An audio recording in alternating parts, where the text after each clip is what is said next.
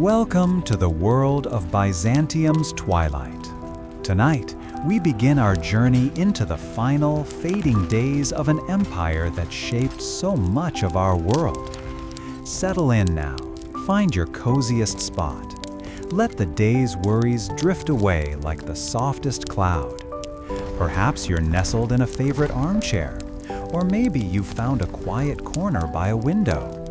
Wherever you are, and whatever time it might be in your wonderfully busy life, evening, or perhaps a much-needed early morning respite, just relax your shoulders and let your breathing deepen. If you find yourself enjoying these quiet explorations of history, consider subscribing so you don't miss a moment of our unfolding story. For now, let us turn our gaze back through the centuries to a city poised on the edge of an ending, where the shadows of a powerful new force were already stretching long across the land. The Venetian merchant, Lorenzo, adjusted the weight of the bundled spices on his shoulder, the familiar roughness of the burlap a comforting texture against his tunic. He navigated the crowded alleyways of Constantinople, the morning air carrying the scent of baking bread and something else, something sharper, like the distant murmur of many voices raised in debate. Recently, a courier had ridden through the marketplace with dispatches from the emperor, and the whispers that followed spoke of urgent negotiations and unease spreading like a chill wind from the east. Lorenzo paused near the edge of the great hippodrome, its vast emptiness a stark contrast to the growing tension he felt from the hushed conversations of citizens and the anxious glances exchanged between men in fine silks. He sensed a shift, a tightening in the city's chest, born from the persistent reports of the Sultan's increasing power and the vast legions said to be gathering across the Bosphorus Strait, a formidable force that seemed to grow with each passing moon.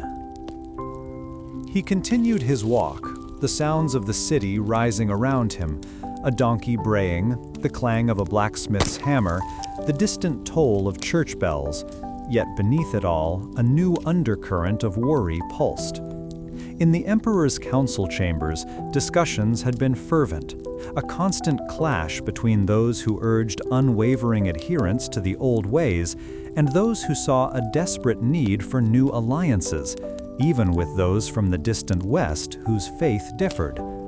Lorenzo, having sailed to many distant ports, understood the delicate dance of diplomacy, the careful balance of promises and threats, and he worried that the city's internal disagreements might leave it vulnerable, a tempting prize for any who dared to challenge its ancient walls. He wondered if the emperor's advisors truly understood the magnitude of the threat, or if they were blinded by tradition and pride, delaying action until it was too late to mend what was fraying. Later that day, Lorenzo found himself near the harbor, watching as a foreign envoy, draped in rich crimson velvet, disembarked from a sturdy galley. The man's entourage was numerous, their faces a mix of anticipation and apprehension as they looked upon the formidable, albeit aged, fortifications that had protected this city for centuries. Lorenzo overheard snippets of their conversation with a local dignitary, words like tribute, aid, and religious accord tossed about like precious but precarious coins, highlighting the difficult bargains being struck. It was clear that securing substantial help from the powerful kingdoms of the West was not a simple matter, but a complex web of religious differences and political rivalries that threatened to unravel even the most sincere pleas for support, leaving the emperor to shoulder an immense burden with dwindling options. The emperor, Constantine XI Palaiologos, stood before a large map spread across a heavy oak table, his brow furrowed with concern as he traced the ever-expanding borders of the Ottoman Sultanate. His advisors, gathered around him, offered a chorus of conflicting counsel, each voice a reflection of the deep divisions that fractured the empire's already fragile unity. One advisor, a stern man accustomed to military command, spoke of bolstering the land walls, of readying every able-bodied man for a defense that would spill into the very streets, while another, a scholar of ancient texts, spoke of prayers and the divine protection that had always favored the city. The emperor listened intently, his gaze shifting from the map to the faces of his counselors, feeling the immense weight of a dwindling empire and the growing shadow of a powerful, ambitious neighbor. He knew the Sultan, Mehmed, was young, yet possessed a drive and vision that far outstripped his years, and reports of his ambitious pronouncements and the gathering of a vast army across the Bosphorus Strait were no longer mere whispers, but alarming proclamations of intent. The emperor himself had sent envoys, dispatched to distant courts with earnest pleas for assistance, hoping to forge alliances that could strengthen his defenses.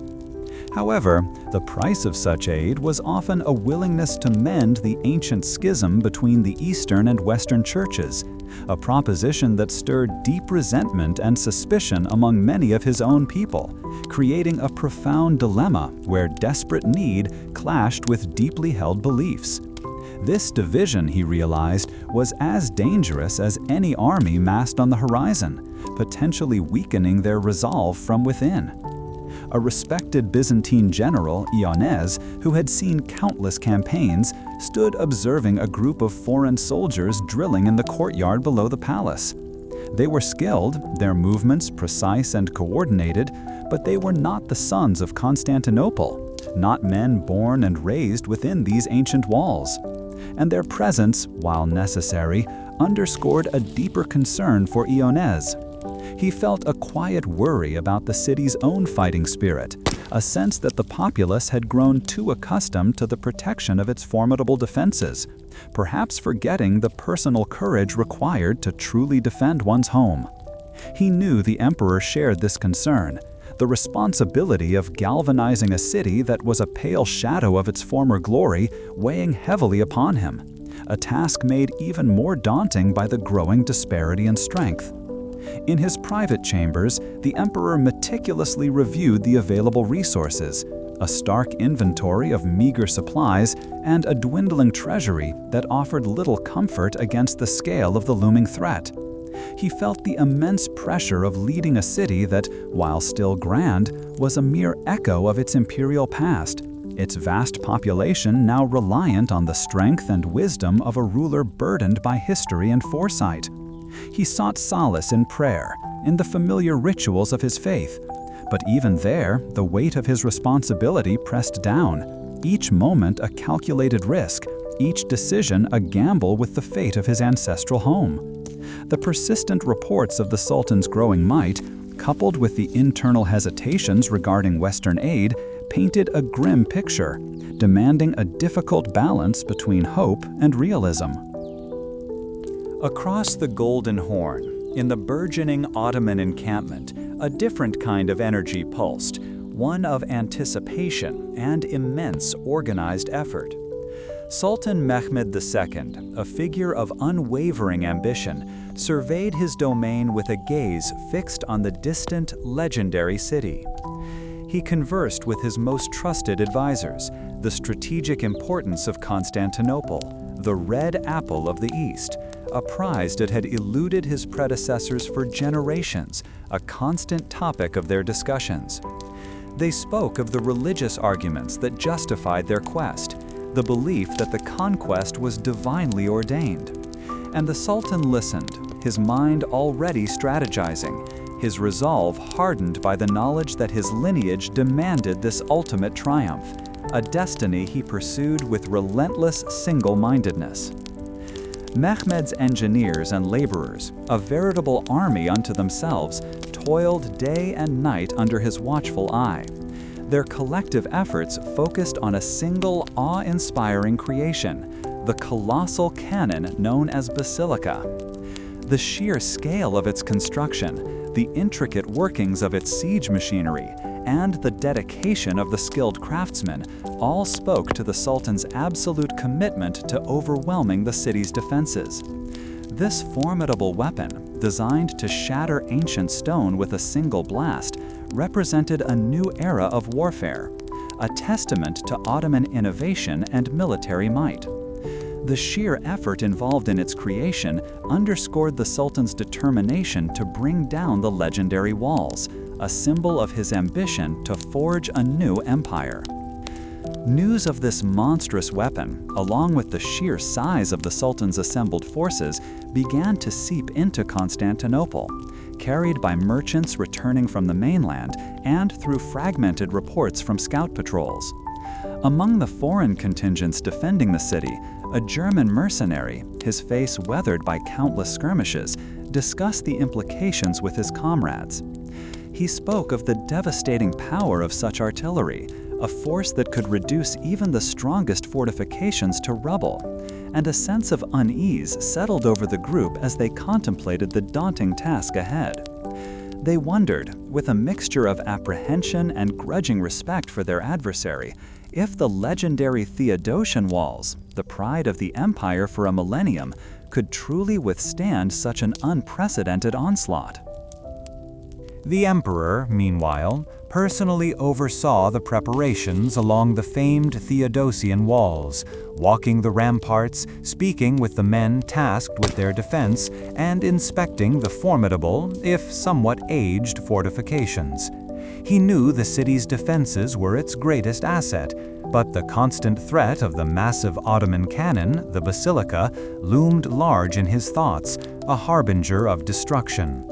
The struggle to gather sufficient supplies for the inevitable siege was a constant challenge, with merchants often seen hoarding grain, their actions further straining the populace, who faced rising prices and growing hardship. He felt the immense pressure of unifying a city divided by faith and loyalty, a task that required not only military strategy, but also a deep well of courage and unwavering resolve, even as hope for substantial Western aid flickered. A pious monk, his robes worn but clean, led prayers in the grand basilica, his voice resonating with a strength that belied the desperation gnawing at the hearts of the faithful. The ancient stones of the cathedral seemed to absorb the fervent pleas for divine intervention, a testament to the enduring faith that, for many, was their last refuge. The emperor, ever mindful of his people's spiritual needs, found strength in these ancient traditions, even as the external pressures mounted, his commitment to defending his city unwavering. He made difficult choices, allocating scarce resources, always aware of the limited options available and the fading hope of significant reinforcements, his personal dedication a beacon of defiance against the overwhelming odds. Around the city, the familiar sounds of daily life continued their ancient rhythm, a testament to the resilience of its people even as whispers of the approaching storm grew louder. The aroma of baking bread, usually a comforting herald of dawn, now carried a sharp edge, a reminder of the preciousness of sustenance. Inside the city's ancient walls, life continued its rhythm, though a palpable tension underscored every exchange. Merchants haggled over prices for imported spices, their voices hushed, and eyes darted nervously towards the harbor, a gateway both to trade and to the encroaching threat. Across the city, families moved through the narrow cobbled streets, the clatter of their sandals a familiar sound that now seemed to echo with uncertainty, each household hoarding what little they could. For many, the day began with the quiet, earnest work of maintaining the city's defenses, a task that felt increasingly futile against an unseen enemy. A group of stonemasons, their faces streaked with grime and sweat from their efforts to mend a section of wall damaged by a minor tremor days ago, discussed the unsettling reports filtering in from the east. They spoke of a sultan determined to make this ancient capital his own, his armies vast and his resolve unyielding, and the murmurs of discontent about the empire's dwindling resources and reliance on foreign soldiers grew louder. Inside the imperial palace, the weight of those murmurs pressed down on Emperor Constantine XI. He stood before maps spread across a polished table, the light from oil lamps casting long shadows that mirrored the darkness of his thoughts. His advisors, their faces etched with worry, presented him with figures that spoke of depleted treasuries and a shrinking pool of trained soldiers, a stark contrast to the overwhelming might rumored to be gathering beyond the Bosphorus. This conversation, like so many others, circled back to the persistent need for aid from the West. Yet the discussions with his own commanders revealed deeper divisions, a fracturing of spirit that mirrored the crumbling walls. The emperor listened as a seasoned general, a man who had fought for Byzantium his entire life, voiced his growing unease about the city's own readiness, lamenting the increasing number of mercenaries whose loyalties, he feared, might waver when tested by true hardship. This general, accustomed to the stern discipline of his own men, found himself observing the subtle but significant shifts in the city's mood, a creeping resignation that threatened to undermine their resolve. Elsewhere in the sprawling metropolis, a scribe sat hunched over his parchment, his quill scratching out carefully worded petitions for support, each stroke of the pen a testament to a fading hope. He meticulously copied texts that spoke of ancient glories and divine protection, yet his mind wandered to the rising cost of flour, the dwindling supply of oil for the lamps, and the hushed conversations he overheard about the Sultan's immense new weapon, a cannon of terrifying scale. This constant undercurrent of scarcity fueled the quiet criticisms of leadership and whispered debates about the fairness of God's plan. The emperor, reviewing the meager supplies that had been gathered, felt the crushing responsibility of a city that was once the heart of an empire but was now merely a shadow of its former magnificence. His gaze fell upon a small, worn icon of the Virgin Mary, a constant reminder of the faith that sustained him, yet even its familiarity did little to entirely dispel the sense of overwhelming pressure. He knew that the city's survival depended not just on its formidable walls, but on the unified spirit of its people, a spirit he fought daily to nurture. The baker, a man named Nicholas, pulled another tray of dark, dense loaves from his oven, the warmth of the fire a brief solace against the growing chill in the air. His hands, calloused and flour-dusted, moved with the practiced ease of generations, but his mind was troubled by the diminishing quantities of grain he had left. He remembered the bustling marketplaces of past years, a time when abundance was taken for granted, and now each transaction felt like a gamble, with prices climbing steadily and a quiet desperation settling over the populace. Nicholas watched a group of children chase a stray dog through a nearby alley, their carefree laughter a sharp contrast to the worried whispers of their parents. He wondered if they would ever know a time of peace, a time when the city's gates were not a constant focus of anxiety, and he silently prayed that their youthful innocence would not be extinguished by the looming storm. This worry, shared by countless others in their homes, added another layer to the city's pervasive unease. A respected Byzantine general, his armor gleaming dully in the scant light, stood on a parapet overlooking the Golden Horn. He surveyed the ships anchored within the harbor, the city's vital lifeline, and his thoughts turned to the increasing reliance on foreign mercenaries, a necessity born of their own dwindling numbers. He had always believed in the strength of the empire's own fighting spirit, and the sight of so many unfamiliar banners and the growing presence of men whose loyalties were bought, not earned, stirred a deep, quiet concern within him. He observed the subtle signs of strain on the faces of the city guards, men who had been his comrades for years, and felt a pang of regret for the diminished resources that had led them to this point. The emperor, he knew, was doing all he could, but the sheer scale of the challenge, the encroaching might of the Ottoman Sultan, seemed an insurmountable foe. He found himself wondering if the traditional ways of defense, the strength of their ancient walls, would truly be enough against the rumored innovations of their enemy. The scribes continued their work, their hands steady as they documented the city's dwindling reserves, while the bakers and merchants wrestled with the daily realities of scarcity.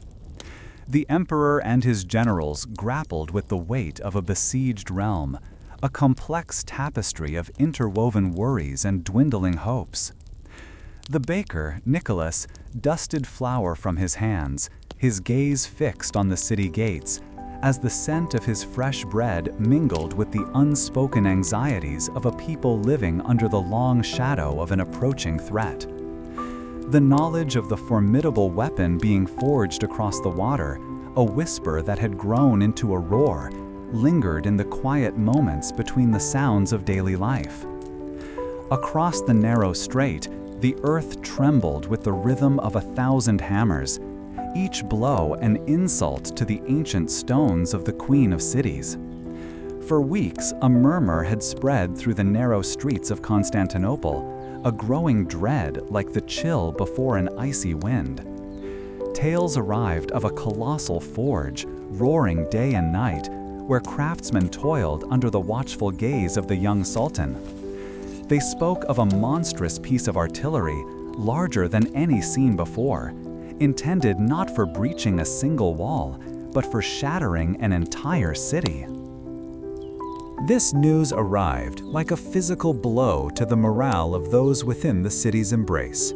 A German mercenary, his face weathered by campaigns in distant lands, shared his unease with his comrades in a dimly lit tavern near the Hagia Sophia. "Never have I heard of such a thing," he muttered, swirling the watered wine in his cup. "A cannon so great it can speak with the voice of a dragon. What defense can our own stout walls offer against such fury? I wonder if our emperor fully grasps the power being forged across the water." Meanwhile, within the gilded halls of the imperial palace, advisors debated the implications with increasingly strained voices. Venetian merchants, whose ships had long brought wealth and news from afar, spoke of the Sultan's singular obsession with this weapon. They described the vast numbers of men assembled, not just soldiers, but skilled metalworkers and engineers brought from across his burgeoning empire. This immense undertaking, they explained, was not merely a show of force, but a deliberate, calculated step to overcome defenses that had stood for a millennium. Further north, along the bustling harbor, the sight of countless wooden logs, greased and ready, caused a different kind of stir among the sailors and dockworkers.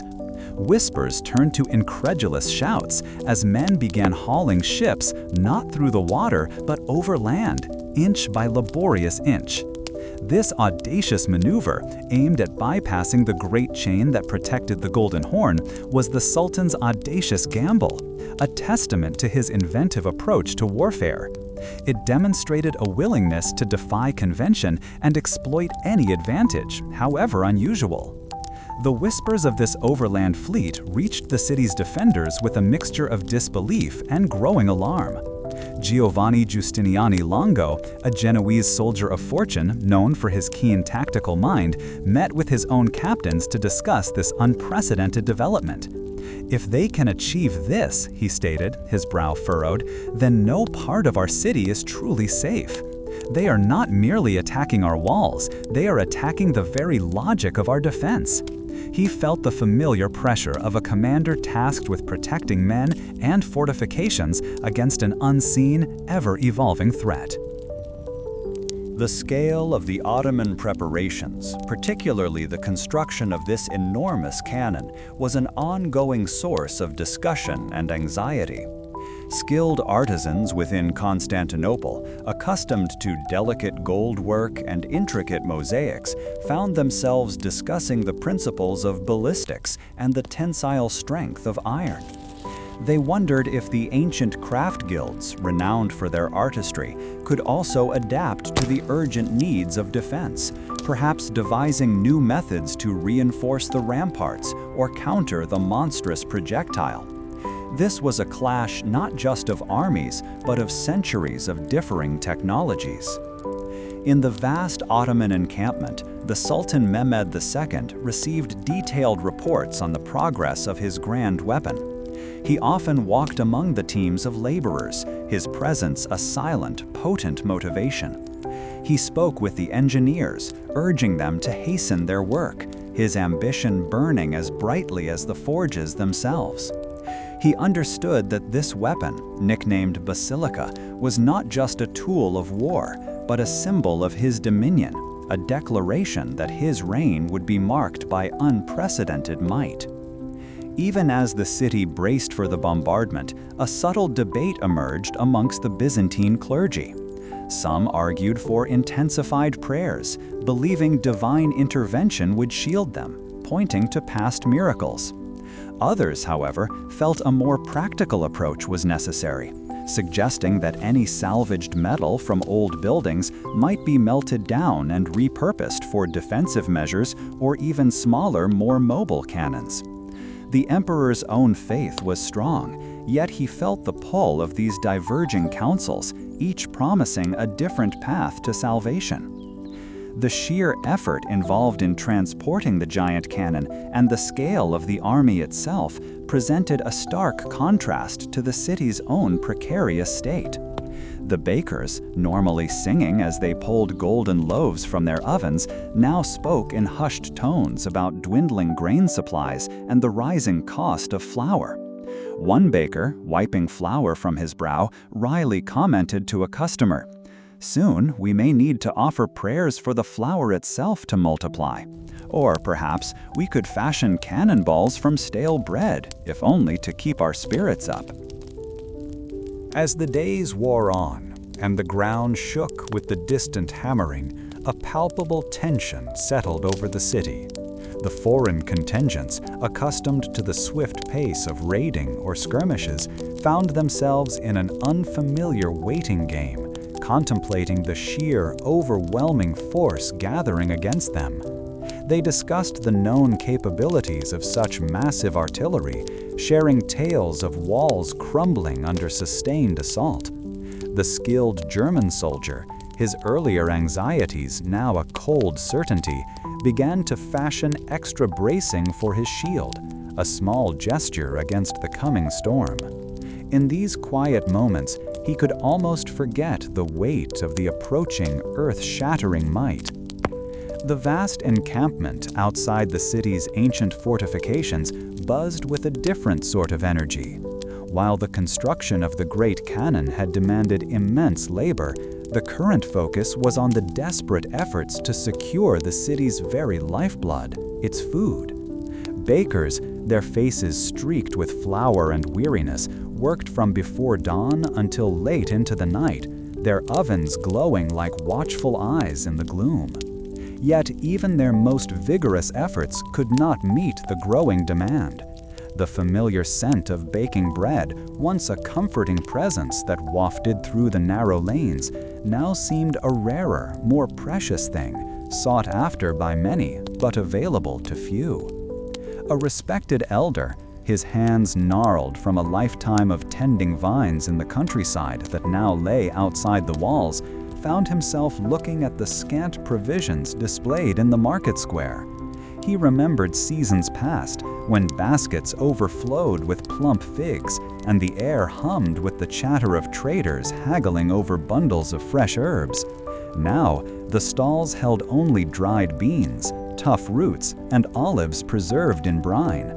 He observed how quickly even these meager offerings disappeared, leaving behind empty spaces and the lingering scent of salt and earth, and wondered if this scarcity would bind the people together in shared hardship or tear them apart with suspicion. Within the echoing halls of the imperial palace, the Emperor Constantine XI, his brow furrowed with the weight of his responsibilities, pored over ledgers detailing the city's dwindling stores. Each entry represented a measured portion of grain, a barrel of wine, a handful of dried fruit, and the numbers painted a grim picture. He spoke with his most trusted advisors, their voices low and urgent as they discussed the ongoing efforts to procure more supplies. These discussions often turned to the merchants, men whose ships once sailed to distant ports, now accused of holding back grain, waiting for prices to climb even higher before releasing it to the desperate populace. The emperor's gaze drifted to a map spread across the table, its ancient parchment creased and worn. His finger traced the familiar lines of the Theodosian walls, the formidable triple barrier that had protected this city for 1,000 years. Yet even these legendary defenses felt inadequate against the reports of the Sultan's new weaponry. He recalled conversations with his generals, men whose lives had been dedicated to the art of war, their faces etched with a mixture of grim resolve and unspoken apprehension. They spoke of reinforcing damaged sections, of stockpiling arrows and javelins, and of ensuring every able-bodied man understood his duty on the ramparts. But their words carried the quiet undertone of men facing an insurmountable task. Meanwhile, in the great church, prayers for divine favor rose like incense smoke towards the soaring dome. The patriarch, his robes a cascade of rich purple, led the congregation in hymns of supplication, his voice clear and powerful. The assembled faithful, from nobles in their fine silks to common folk in their homespun tunics, bowed their heads, their whispered prayers a fervent plea for deliverance. Yet even amidst this shared devotion, a subtle division lingered. Some openly discussed the need for religious union with the Western churches in exchange for aid, their voices hushed but earnest, while others clung to the traditions of their fathers, believing that God's favor alone would protect them. The emperor himself felt this divide keenly. He understood the arguments for concession, the desperate need for every ship, every soldier that the West could provide. He remembered emissaries dispatched to distant lands, their journeys fraught with peril and uncertainty, carrying pleas for assistance. Their reports, when they arrived, often spoke of promises delayed, of preconditions set, and of a world that seemed increasingly indifferent to Byzantium's plight. He knew that securing this aid would require concessions that many within his own city found abhorrent, and the thought of such compromise weighed heavily upon him. The responsibility of coordinating the defense fell not only on the emperor, but also on his military leaders. One such man, a veteran who had fought on countless campaigns, stood on a section of the wall near the gate of St. Romanus, his eyes scanning the vast Ottoman encampment stretching as far as the eye could see. He watched his soldiers, many of them skilled fighters but unfamiliar with the intricacies of defending such immense fortifications, working diligently to reinforce a crumbling section. He spoke with them, his voice calm and steady, explaining the best way to position the heavy stones, the most efficient method for sharpening their blades, and the critical importance of watching for the enemy's movements. This general, and others like him, faced the constant challenge of managing the city's limited resources, a task that often brought them into conflict with those who controlled them. He recalled a heated exchange with a council member who represented the wealthy guilds, men who had accumulated significant wealth through trade. The general had requested a portion of the guild's stored grain for the soldiers on the walls, only to be met with a refusal.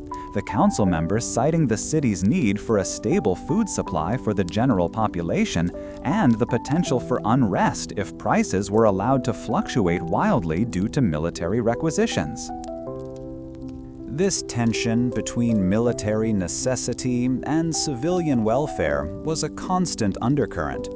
The emperor, aware of the growing hardship among the populace, made personal visits to the markets and squares, his presence intended to reassure and to gauge the mood of the people. He saw the drawn faces, the worried glances exchanged between neighbors, and the quiet desperation in the eyes of mothers trying to feed their children. He listened to their concerns, offering what comfort he could, but the reality of their situation was stark and undeniable. The city, for all its ancient grandeur, was facing an unprecedented test. The emperor understood that inspiring the defenders required more than just words. It required visible dedication. He personally inspected the defensive ditches, speaking with the engineers about their effectiveness, and then moved to examine the great towers that punctuated the immense Theodosian walls. He spoke to the ordinary soldiers stationed there, men from diverse backgrounds, some with generations of service to the empire, others recent arrivals, drawn by the promise of pay and a chance to fight for a fabled city. He asked about their needs, their concerns, and their readiness, his questions intended to convey his personal stake in their well-being and their success. His commitment was further solidified by the prayers offered by men like the monk he had seen in the cathedral. This spiritual leader, his gaze fixed on the icon of the Virgin Mary, felt the immense spiritual burden of the city. He saw the faith in the eyes of the people who came to him for solace, and he knew that their prayers were not merely for physical safety, but for the preservation of their way of life, their beliefs, and their very identity. He continued his counsel, emphasizing the importance of courage and unity, even as he privately grappled with the overwhelming nature of the threat gathering beyond the walls. This precarious balance, the constant struggle to maintain morale, secure resources, and prepare defenses, defined the days within Constantinople. The emperor found himself constantly weighing difficult choices, each decision carrying immense consequence for the lives entrusted to his care. He knew that the whispers of the Sultan's growing power, the reports of the colossal new artillery, and the increasing hardship within the city were all converging, creating a palpable sense of unease that even the most fervent prayers could not entirely dispel. The sheer scale of the challenge demanded every ounce of his strength and resolve. As the days passed, the emperor's focus remained fixed on fortifying every weak point, on ensuring that the vast walls, a testament to the ingenuity of ages past, were as strong as they could possibly be. He personally oversaw the placement of extra stones and timbers, ensuring that the sections most vulnerable to the new siege weapons were reinforced with whatever materials could be gathered. The common people, too, contributed what they could, women helping to carry water and supplies to the walls, children assisting the elderly, and artisans lending their skills to repair damaged shields or sharpen weapons, all participating in a collective effort born of necessity. This collective effort, however, was strained by the growing disparity in wealth. While the emperor appealed for unity, some of the city's more affluent inhabitants, fearing for their own possessions, seemed more inclined to protect their personal fortunes than to contribute generously to the common defense. This created a quiet but persistent friction, a sense that not everyone shared the same level of commitment or understood the gravity of the situation. The emperor, aware of this, found himself in a delicate position, needing to rally all factions while not alienating those whose cooperation was essential. The constant threat of resource depletion loomed large in every discussion. The general, while inspecting the archer's readiness, noticed that the supply of arrows, meticulously fletched and tipped with iron, seemed less abundant than he would have preferred. He made a note to speak with the quartermaster, a man who bore the immense responsibility of managing the city's munitions, and to impress upon him the absolute necessity of prioritizing the production and distribution of these vital projectiles. Every quiver, every bolt represented a tangible measure of their ability to resist the onslaught. Even the spiritual life of the city was subtly altered by the encroaching danger. The grand processions, once a vibrant display of faith and civic pride, now carried an undertone of anxiety. As the faithful processed through the streets, their voices raised in hymns, their eyes would often flick towards the horizon, a subconscious scanning for any sign of the enemy's approach. The emperor, walking among them on occasion, felt the weight of their collective hope and their unspoken fear, a burden that settled heavily upon his shoulders, reminding him of the immense responsibility he carried for their safety and their spiritual well-being. The emperor's efforts to maintain a semblance of order and unity were a testament to his dedication. Yet the stark reality of their limited resources and the growing external threat could not be masked by words of encouragement or displays of spiritual strength alone. The task of defending the ancient capital was a monumental one, requiring a level of cohesion and sacrifice that was proving increasingly difficult to achieve amidst the growing pressures. The faith of his people was strong, but faith alone could not mend broken walls or conjure food from barren land. The collective effort of the city, from the emperor's strategic planning to the quiet prayers of the devout, had woven itself into the very fabric of their daily existence. Sultan Mehmed II, astride his powerful warhorse, surveyed the vast encampment spread before him. Orders were shouted in a dozen tongues, each carrying the weight of his singular will, and the energy of this immense gathering pulsed with purpose. He listened intently as his vizier, Mahmud Pasha, detailed the latest intelligence reports from beyond the ancient walls of Constantinople. The Emperor Constantine, Muhammad knew, had sent envoys to every Christian court in the West, each plea for aid a testament to his desperation. The Sultan, however, had worked tirelessly through his own diplomats, using honeyed words and veiled threats to ensure that the Byzantine Emperor's pleas fell on deaf ears, leaving the city isolated like a solitary stone in a vast sea. Mahmud Pasha's report spoke of the emperor's internal struggles, of advisors who whispered of appeasing the Sultan, and others who clung to the hope of Western fleets arriving just in time. Mehmed appreciated such discord, for it weakened the resolve of those he intended to conquer. He turned his attention to the formidable artillery being assembled, the very instruments of his ambition. The immense basilica, the great cannon forged by the Hungarian engineer Orban, was a marvel of their age, its bronze maw promising to shatter defenses that had stood for centuries. This weapon, a testament to their burgeoning technical prowess, represented not just an instrument of war, but a symbol of their unstoppable momentum. His gaze then swept over the diverse faces of his soldiers, men from Anatolia and Rumelia, Serbs, Bulgarians, and many others drawn from the vast territories he now governed. He understood that a unified purpose was crucial, and he often spoke of his divine mandate to bring the city of Constantine under the crescent banner. This conviction, however, was not universally shared. Some of his own religious scholars, while supporting the campaign, still debated the finer points of religious law regarding such a conquest. Mehmed recognized these discussions were natural, for even the most devout warrior wrestled with the implications of their actions. Yet he firmly believed their cause was just, a necessary step in unifying the lands under a single righteous rule. Meanwhile, across the Sea of Marmara, in the heart of Constantinople itself, a different kind of tension simmered.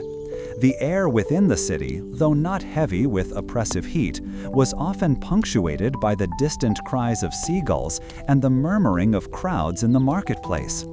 A seasoned merchant, his hands calloused from years of handling silks and spices, watched as a group of soldiers, identifiable by the worn leather of their armor, haggled over the price of dried figs. He noticed a subtle shift in their demeanor, a nervous energy that had become more pronounced in recent weeks.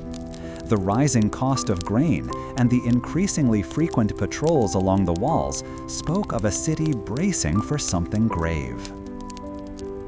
This merchant, Ioannis, often overheard fragments of conversations from wealthy citizens and imperial officials discussing the emperor's latest diplomatic efforts.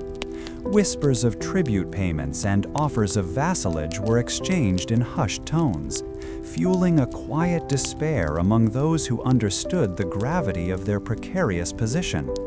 He found himself caught between the pragmatic need to continue his trade and an unsettling premonition that the familiar rhythm of life in his beloved city was about to be irrevocably broken. He recalled stories his grandfather told of the city's resilience, but the sheer scale of the Sultan's preparations seemed to dwarf any past threat. His thoughts turned to the emperor, Constantine XI Palaiologos, a man he had only seen from afar during imperial processions. The emperor, Ioannis understood, carried the weight of an empire that was a mere shadow of its former glory, a vast and ancient lineage now reduced to this magnificent yet vulnerable walled city. He had heard that the emperor was deeply devout, finding solace in the Orthodox faith even as he grappled with impossible choices. It was said that Constantine XI was resolute, refusing to cede the city without a fight, a stance that inspired some but troubled many others who saw the futility in such a stand. The emperor, in fact, was deeply immersed in the strategic discussions with his most trusted advisors and the commanders of his diverse forces. Giovanni Giustiniani Longo, the Genoese soldier of fortune, offered his counsel with a directness that sometimes chafed against the more traditional Byzantine generals. Giustiniani spoke of reinforcing the weakened sections of the Theodosian walls and improving the city's readiness for a protracted siege, his words carrying the weight of hard-won experience in Italian conflicts. He emphasized the critical importance of maintaining morale among the heterogeneous group of defenders, a task made difficult by the dwindling resources and the gnawing uncertainty of external aid. Yet, even as Giustiniani spoke of practical matters, a palpable undercurrent of religious fervor permeated the discussions. Metropolitan Isidore of Kiev, a vocal proponent of religious union with the West, argued passionately that reconciliation with the Roman Church was their only hope for substantial military support. This proposal, however, met with resistance from many within the city, including influential clergy and members of the populace who felt a deep-seated loyalty to their ancient Orthodox traditions.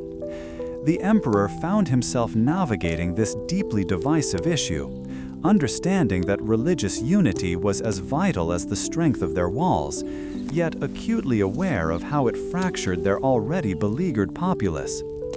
The Sultan, meanwhile, had dispatched emissaries to various neighboring territories, consolidating his power and ensuring that no meaningful support would reach Constantinople.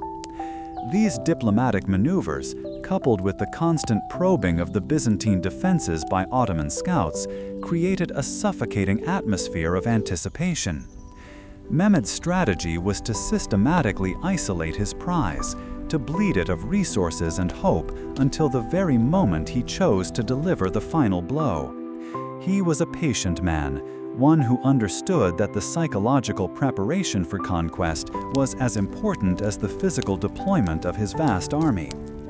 Within the city, however, there were moments that offered glimpses of defiance and camaraderie that warmed Ioannis's heart. He witnessed a group of women from different districts working together, sorting and mending tattered banners that would soon adorn the ramparts, their shared task a silent testament to their collective will. There was a quiet solidarity among them, a mutual understanding of the immense pressure they faced. Even the grand pronouncements from the imperial palace, detailing the ongoing preparations, did little to entirely dispel the underlying anxiety that clung to the city like a persistent mist. The emperor, learning of the increasing boldness of Ottoman scouting parties, ordered a sortie to disrupt their activities. This was a risky undertaking, for the Byzantines were outnumbered, yet it was a necessary demonstration of their continued resolve. The clash that ensued was brief but fierce, with the glint of steel and the sharp calls of men echoing from the hills outside the walls. Though the Byzantines fought bravely, the sheer numbers of the Sultan's troops made any significant victory impossible, and they were forced to withdraw, leaving behind a handful of fallen comrades, a stark reminder of the unequal struggle. As evening approached, casting long shadows across the ancient stones, Ioannis saw a group of children playing near the market square, their laughter a fragile sound in the twilight. They were chasing a stray dog, their games a poignant contrast to the grim reality that loomed. He smiled, a fleeting expression that quickly faded, and then turned his attention back to his stall, where the day's meager earnings were being carefully counted. He wondered if these children would ever know a time of peace, a time when the greatest concern was not the rumble of distant cannons or the pronouncements of an ambitious sultan. As Ioannis prepared to close his stall for the night, the distant call of a lone nightingale provided its usual mournful comfort. The air in the emperor's private chambers carried the scent of drying ink and old parchment, a familiar aroma to those who sought an audience. Constantine XI, his brow furrowed, traced the lines on a map spread across a heavy oak table. He had spent the morning reviewing reports from his captains, each dispatch detailing dwindling stores and the steady, inexorable advance of the Ottoman forces gathering across the Bosphorus. This morning, however, a different kind of weight pressed upon him, the weight of conviction, tested against the practicality of his advisors. He had summoned Giovanni Giustiani Longo, the Genoese soldier of fortune whose reputation for skill in siege warfare preceded him, and others who commanded units of the city's meager defense. Giustiani, a man whose weathered face spoke of countless campaigns, stood with an air of respectful impatience. His own men, hardened by fighting in faraway lands, were accustomed to decisive action and direct leadership, not the endless discussions that seemed to occupy the imperial court.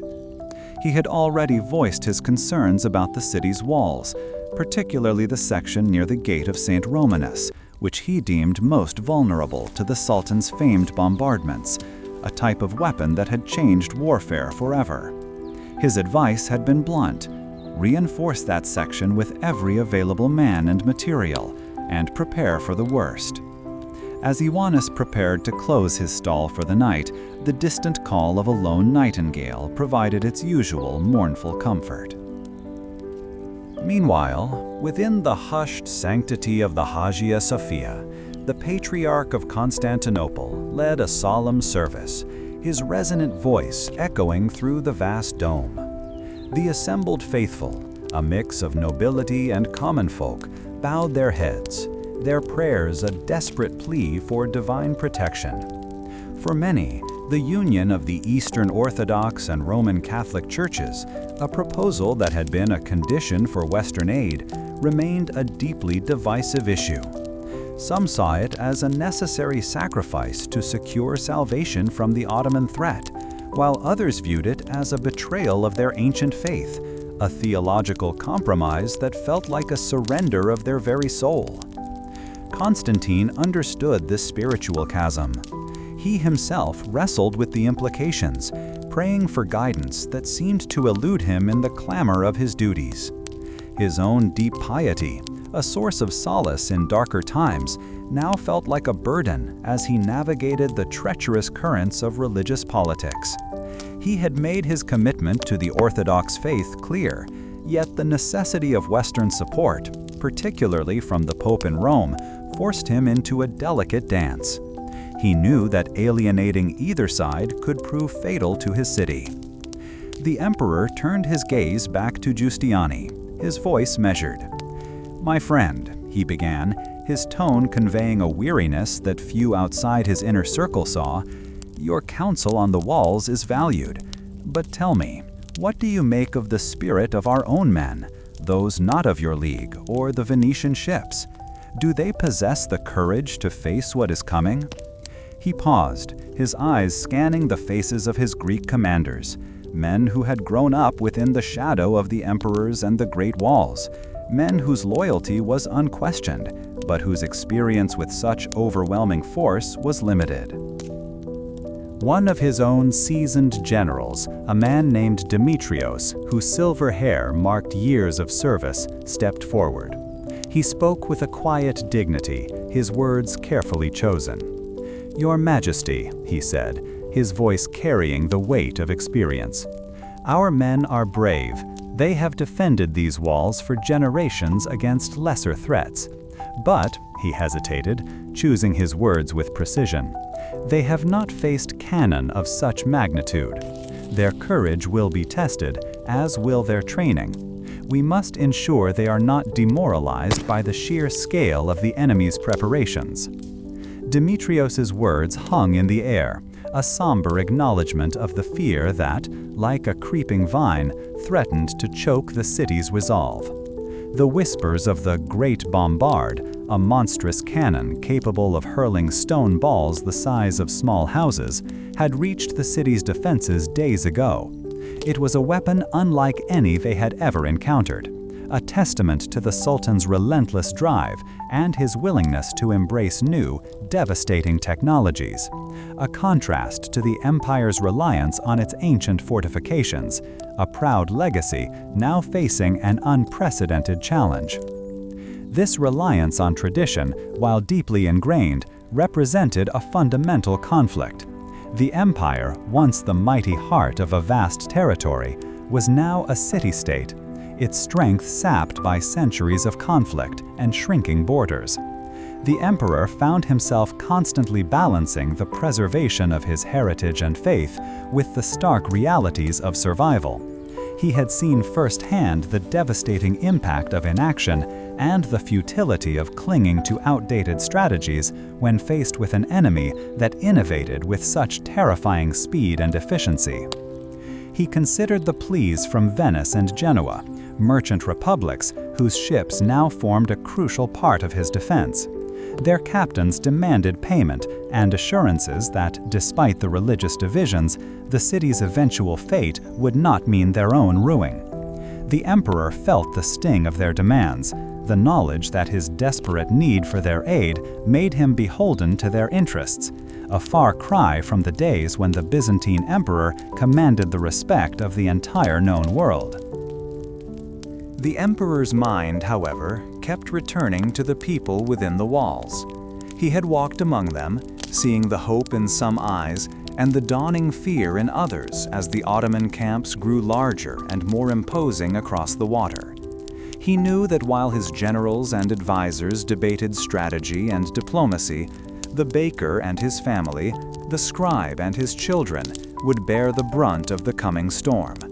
It was for them, for the ancient city itself, that he had to maintain an unwavering front, even when his own spirit wavered. He met Giustiniani's steady gaze. "Your skill is needed, Giovanni, but more than that, the spirit of all who defend this city must be won. We will not speak of surrender. We will speak of holding firm, of defending every stone, every courtyard, every soul.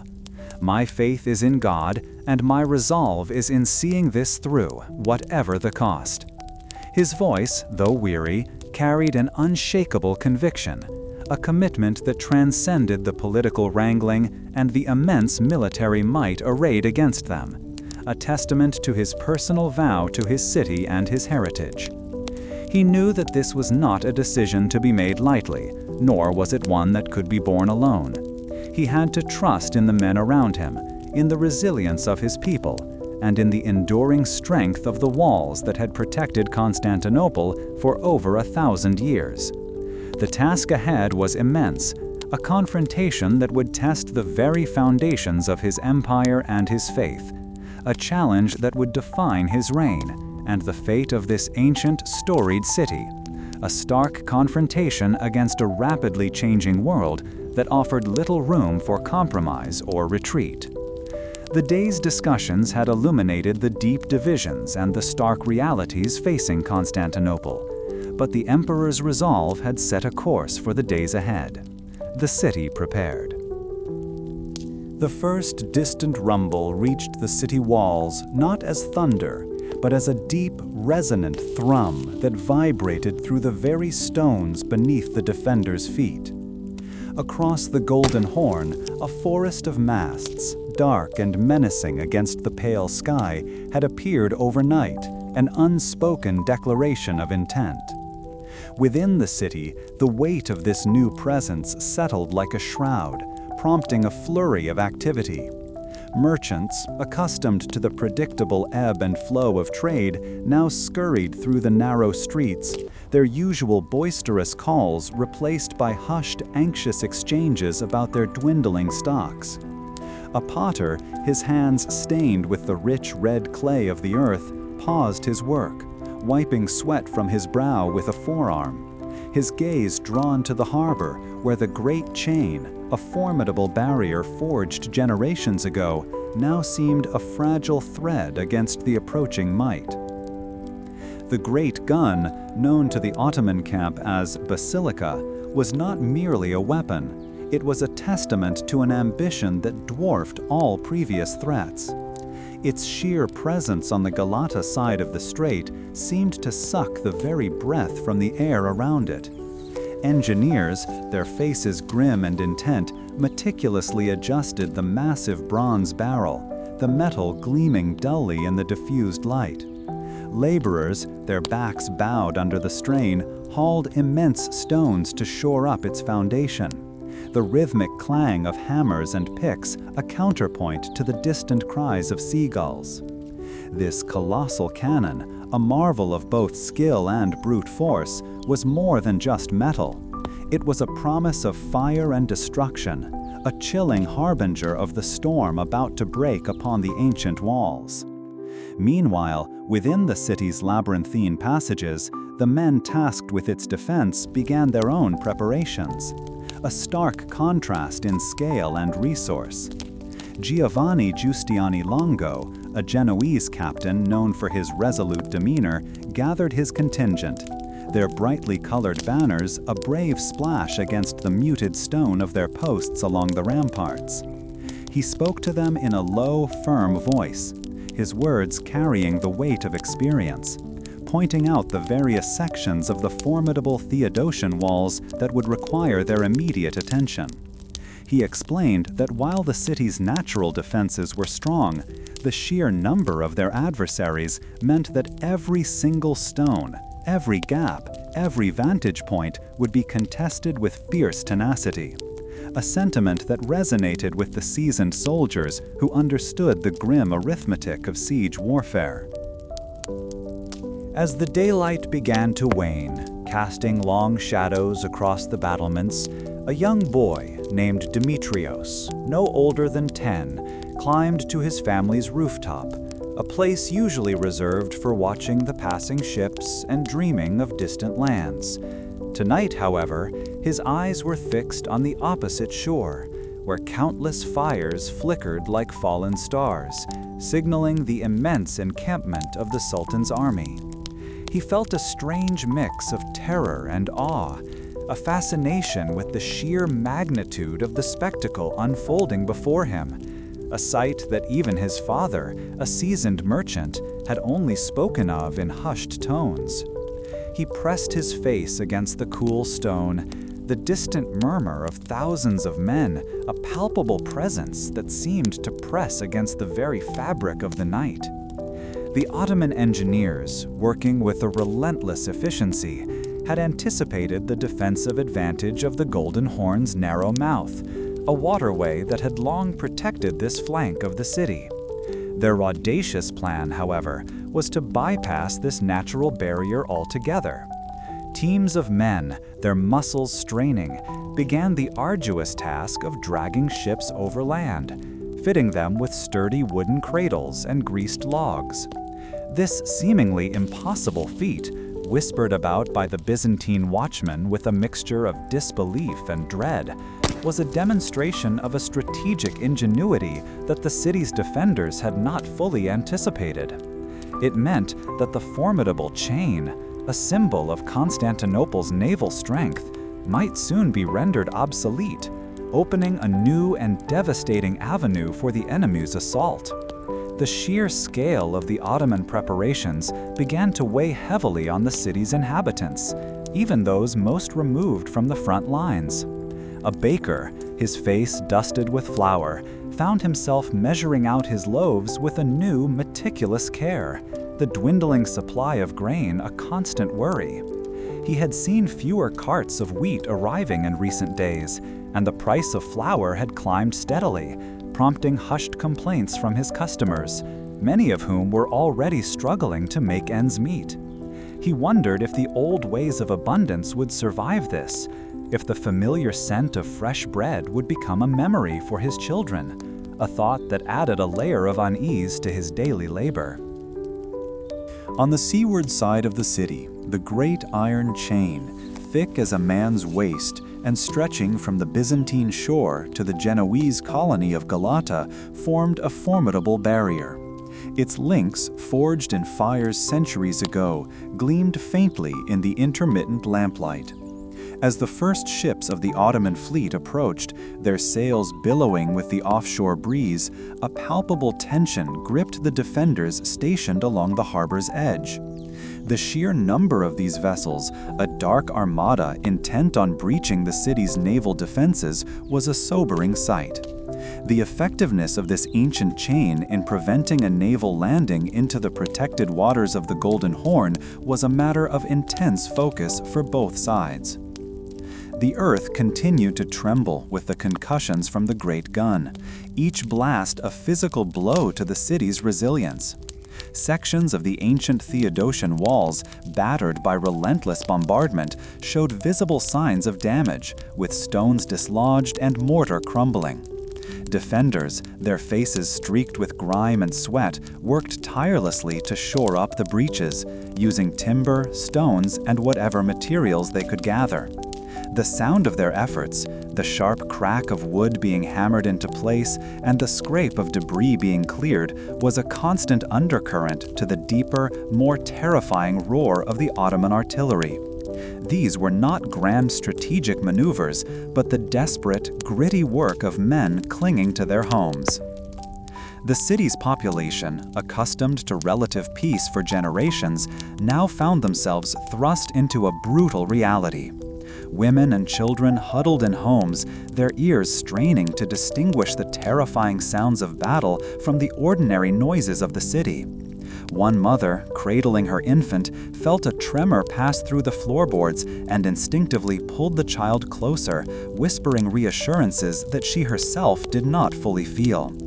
The fear was a palpable presence, a chilling guest that had settled into every home, transforming familiar surroundings into potential places of danger.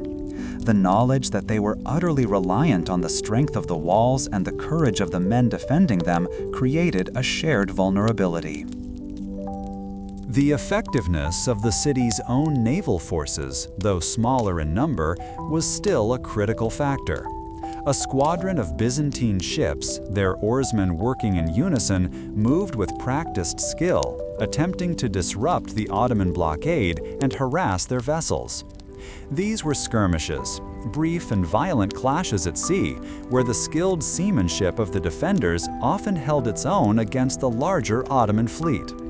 Yet the sheer number of enemy ships ensured a constant pressure, a tightening noose around the city's lifeline to the outside world, a strategic battle being waged in parallel with the desperate struggle on the landward walls. Among the defenders, a quiet debate simmered. Some of the foreign contingents, accustomed to the swift and decisive battles of Western Europe, found the protracted nature of the siege and the sheer scale of the Ottoman forces daunting.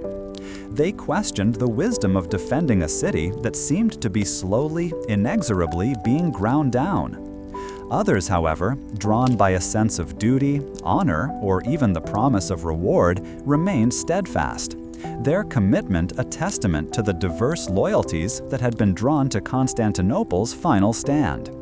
This internal discussion, though often muted, reflected the underlying anxieties and the varied motivations of those who had gathered to defend the ancient capital. The constant barrage from the great gun and the smaller siege engines meant that sleep offered little respite for the defenders. Even during lulls in the fighting, the memory of the deafening roars and the shuddering impacts made true rest impossible. Men found themselves dozing in brief, fitful snatches, their senses still attuned to the sounds of the approaching enemy. A young soldier, his armor caked with mud and sweat, sat leaning against a parapet, his eyes closed but his body tense, his senses on high alert, anticipating the next wave of attackers. The psychological toll of this relentless pressure was as significant as the physical damage to the walls. The Ottoman forces, meanwhile, were not merely attacking, they were also establishing a vast, well-organized encampment that stretched for miles. From their elevated positions on the walls, the defenders could see the organized rows of tents, the smoke rising from countless campfires, and the constant movement of troops and supplies.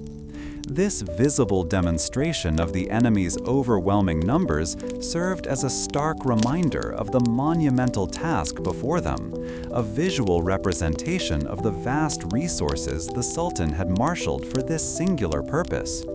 It was a chilling spectacle that underscored the precariousness of their situation. The initial attempts by the Ottoman fleet to break through the chain guarding the Golden Horn met with fierce resistance. Byzantine ships, manned by experienced sailors, maneuvered skillfully, engaging the larger Ottoman vessels with smaller, faster craft. Fire ships, loaded with pitch and combustible materials, were prepared, their deployment a dangerous gamble. The goal was to sow confusion and chaos among the enemy fleet, to break their formation and prevent them from forcing the chain's formidable defenses. The fate of the city, in no small part, depended on the success of these desperate naval actions. As the first full day of bombardment drew to a close, casting a reddish hue over the scarred fortifications, a profound sense of grim determination settled over the defenders. The damage was evident, the challenges immense, and the enemy's strength undeniable.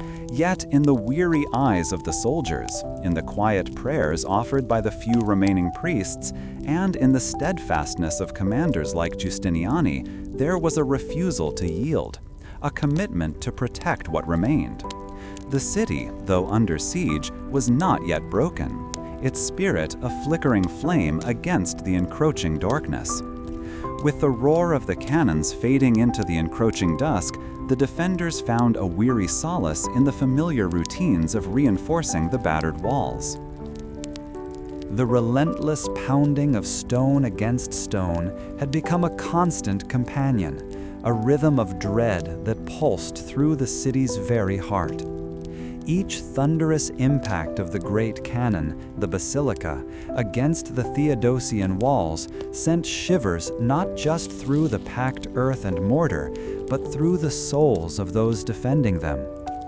Inside the city, the usual sounds of commerce and daily life were muted, replaced by the distant cries of alarm and the unnerving scrape of hastily applied repairs. Provisions, already stretched thin by the long siege, were now subjected to even more rigorous rationing, forcing families to count each grain of wheat and sip water sparingly, a daily struggle for survival that sharpened every face with a gaunt intensity. The clergy, their black robes a stark contrast to the dusty chaos, moved through the ranks of weary defenders, their voices raised in prayer and offering words of comfort. Father Demetrios, his eyes shadowed by sleepless nights, pressed a small, smooth icon into the hand of a young soldier trembling near a breach, murmuring blessings that felt both powerful and fragile against the encroaching darkness. Many among the soldiery, men accustomed to the clash of steel and the roar of battle, found their resolve tested not by the enemy's might, but by the gnawing emptiness in their stomachs and the ever-diminishing hope of relief from distant lands. For the women and children, the reality of the siege was a constant, suffocating presence. Ilara, a weaver by trade, watched her 2 young children with a pain deeper than any physical wound as she measured out their portion of barley gruel, a meager offering to stave off their hunger. She would tell them stories of past glories, of a city that once commanded the world, but even her voice, usually vibrant, carried a tremor of fear. The constant bombardment chipped away at more than just stone.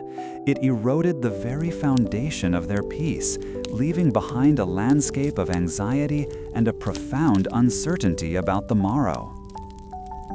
A palpable weariness settled upon the city. A psychological warfare waged as effectively as any cannonball. The defenders, accustomed to the grandeur of their ancient walls, now saw them scarred and weakened, a stark testament to the enemy's relentless determination.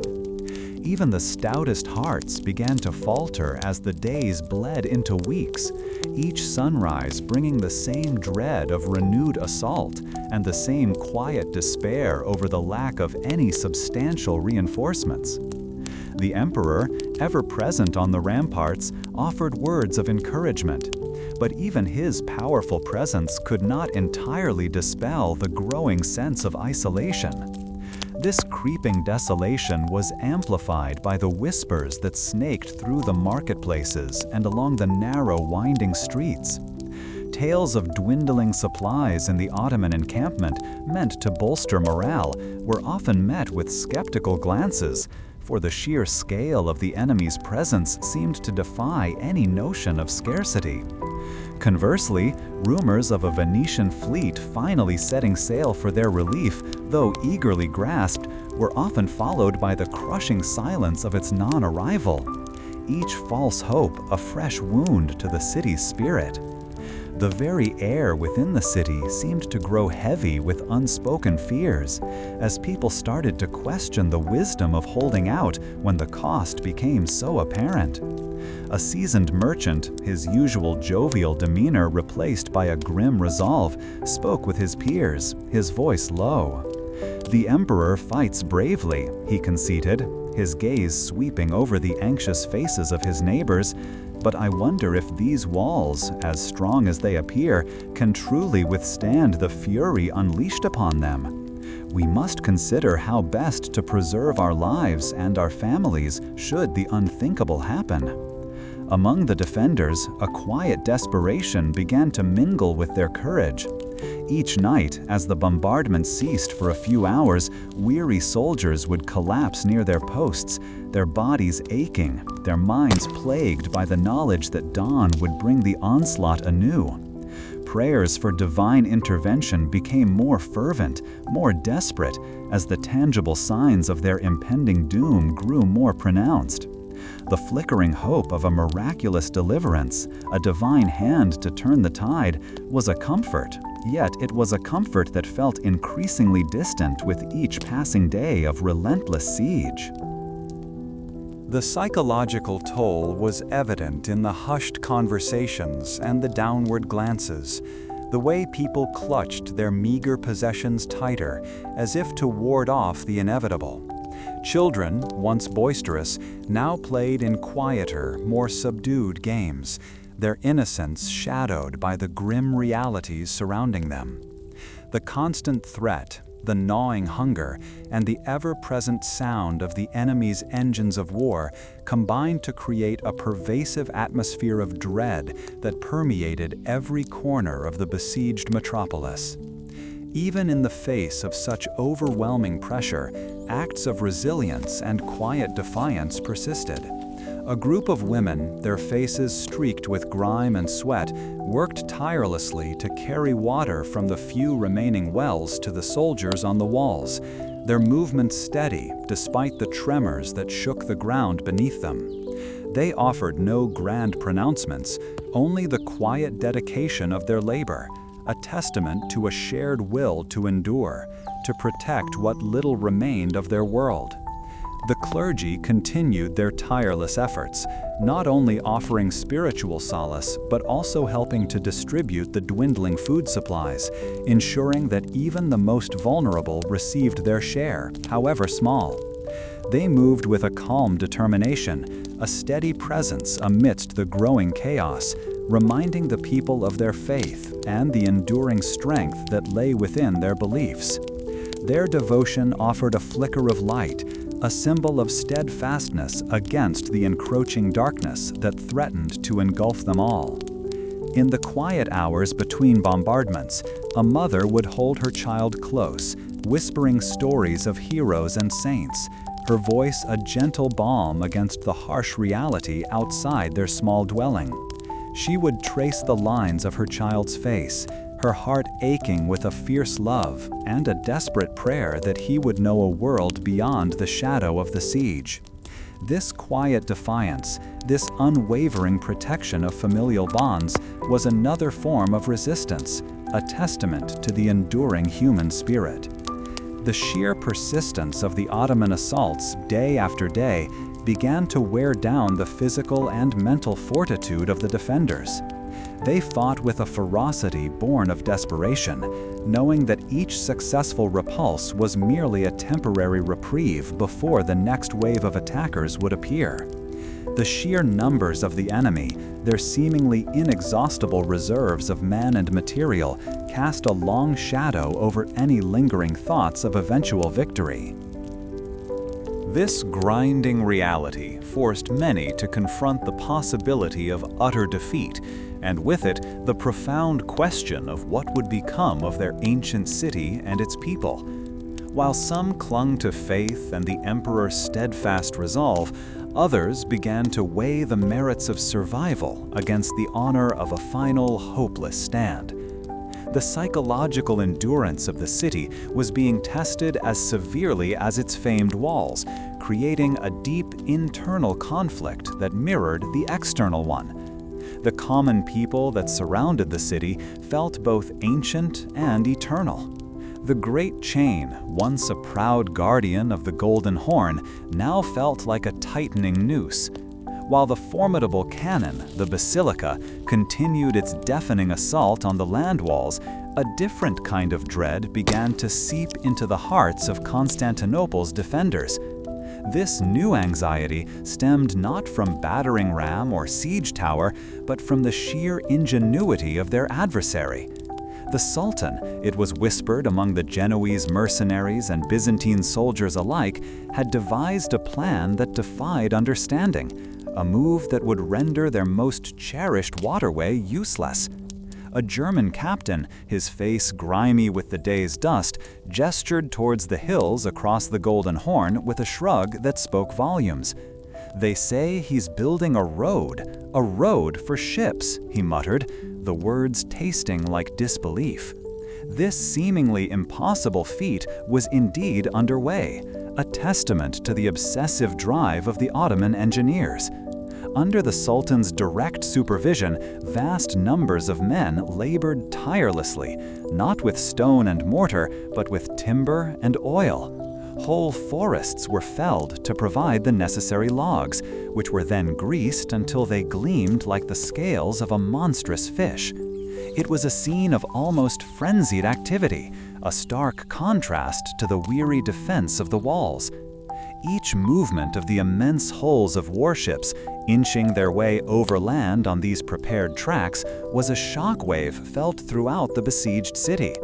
The sheer spectacle, witnessed by those huddled behind the battlements, elicited gasps and muttered prayers, the sound of creaking wood and straining men, a new, unnerving melody in the siege's grim symphony. From the vantage point of the ramparts, a young Greek boy named Ioannis, tasked with carrying water to the soldiers, watched with wide, uncomprehending eyes. He saw the hulking shapes of ships, usually floating serenely on water, now being dragged by teams of oxen and hundreds of straining bodies across the very earth.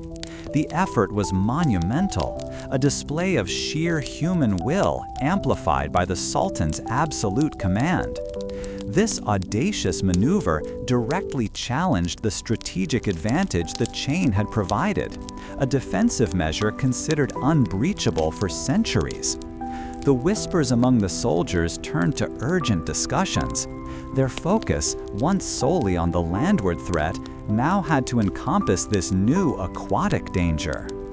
Giovanni Giustiani Longo, the renowned Genoese commander, stood with his arms crossed, his gaze fixed on the unnatural procession. He understood the implications far better than most. The Golden Horn offered a vital sanctuary, a place where their limited navy could operate with relative freedom. Now, this sanctuary was being violated. He saw his men exchanging worried glances, their usual swagger replaced by a grim assessment of the shifting battlefield. The advantage gained by their naval strength was rapidly eroding, forcing a desperate reallocation of manpower and resources. It was a tactical masterstroke, one that spoke of a new era in warfare, leaving many of the seasoned defenders feeling a step behind. The overland transport of ships was not merely a physical challenge, it was a deeply psychological one for the Byzantines. It demonstrated an enemy unbound by convention, an enemy willing to expend immense effort and resources to achieve even the smallest strategic gain. This relentless pursuit of advantage chipped away at the city's morale, which had already been worn thin by weeks of bombardment and attrition. The sight of Ottoman galleys now being positioned within the Golden Horn, ready to bombard the less fortified seawalls, sowed a fresh wave of despair. The defenders found themselves stretched thinner than ever, forced to divert precious soldiers and siege engines to shore up these newly exposed defenses, a task that felt like trying to plug 1,000 leaks with a handful of sand. As the sun dipped below the horizon, casting long shadows across the besieged city, a palpable sense of weariness settled upon the soldiers. They had spent the day watching the impossible happen, a surreal spectacle that felt more like a nightmare than reality.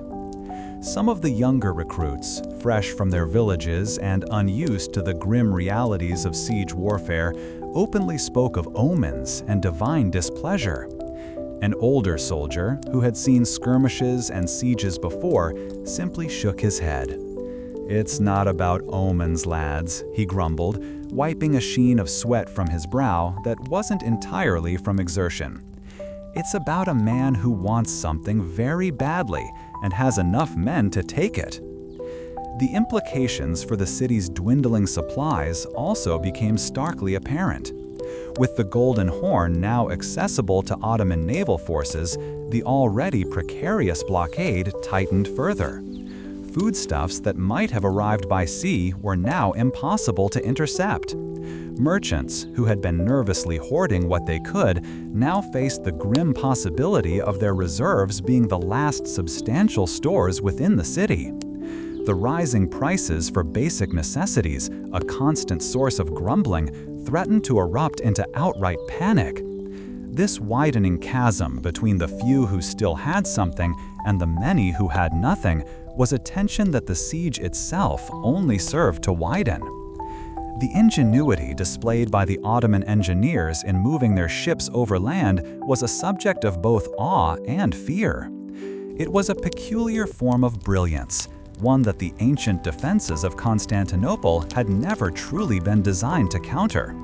For centuries, the sea had been a buffer, a testament to the empire's naval power and strategic foresight.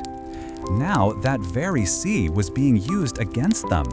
Its accessibility achieved through a means so unconventional it felt like sorcery to some.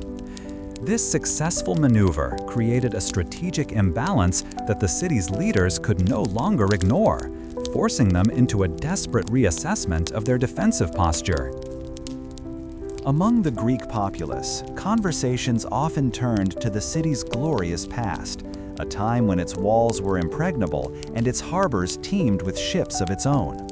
Now, the whisper spoke of a fading grandeur, of an empire that had once commanded the world but now struggled to defend its very heart.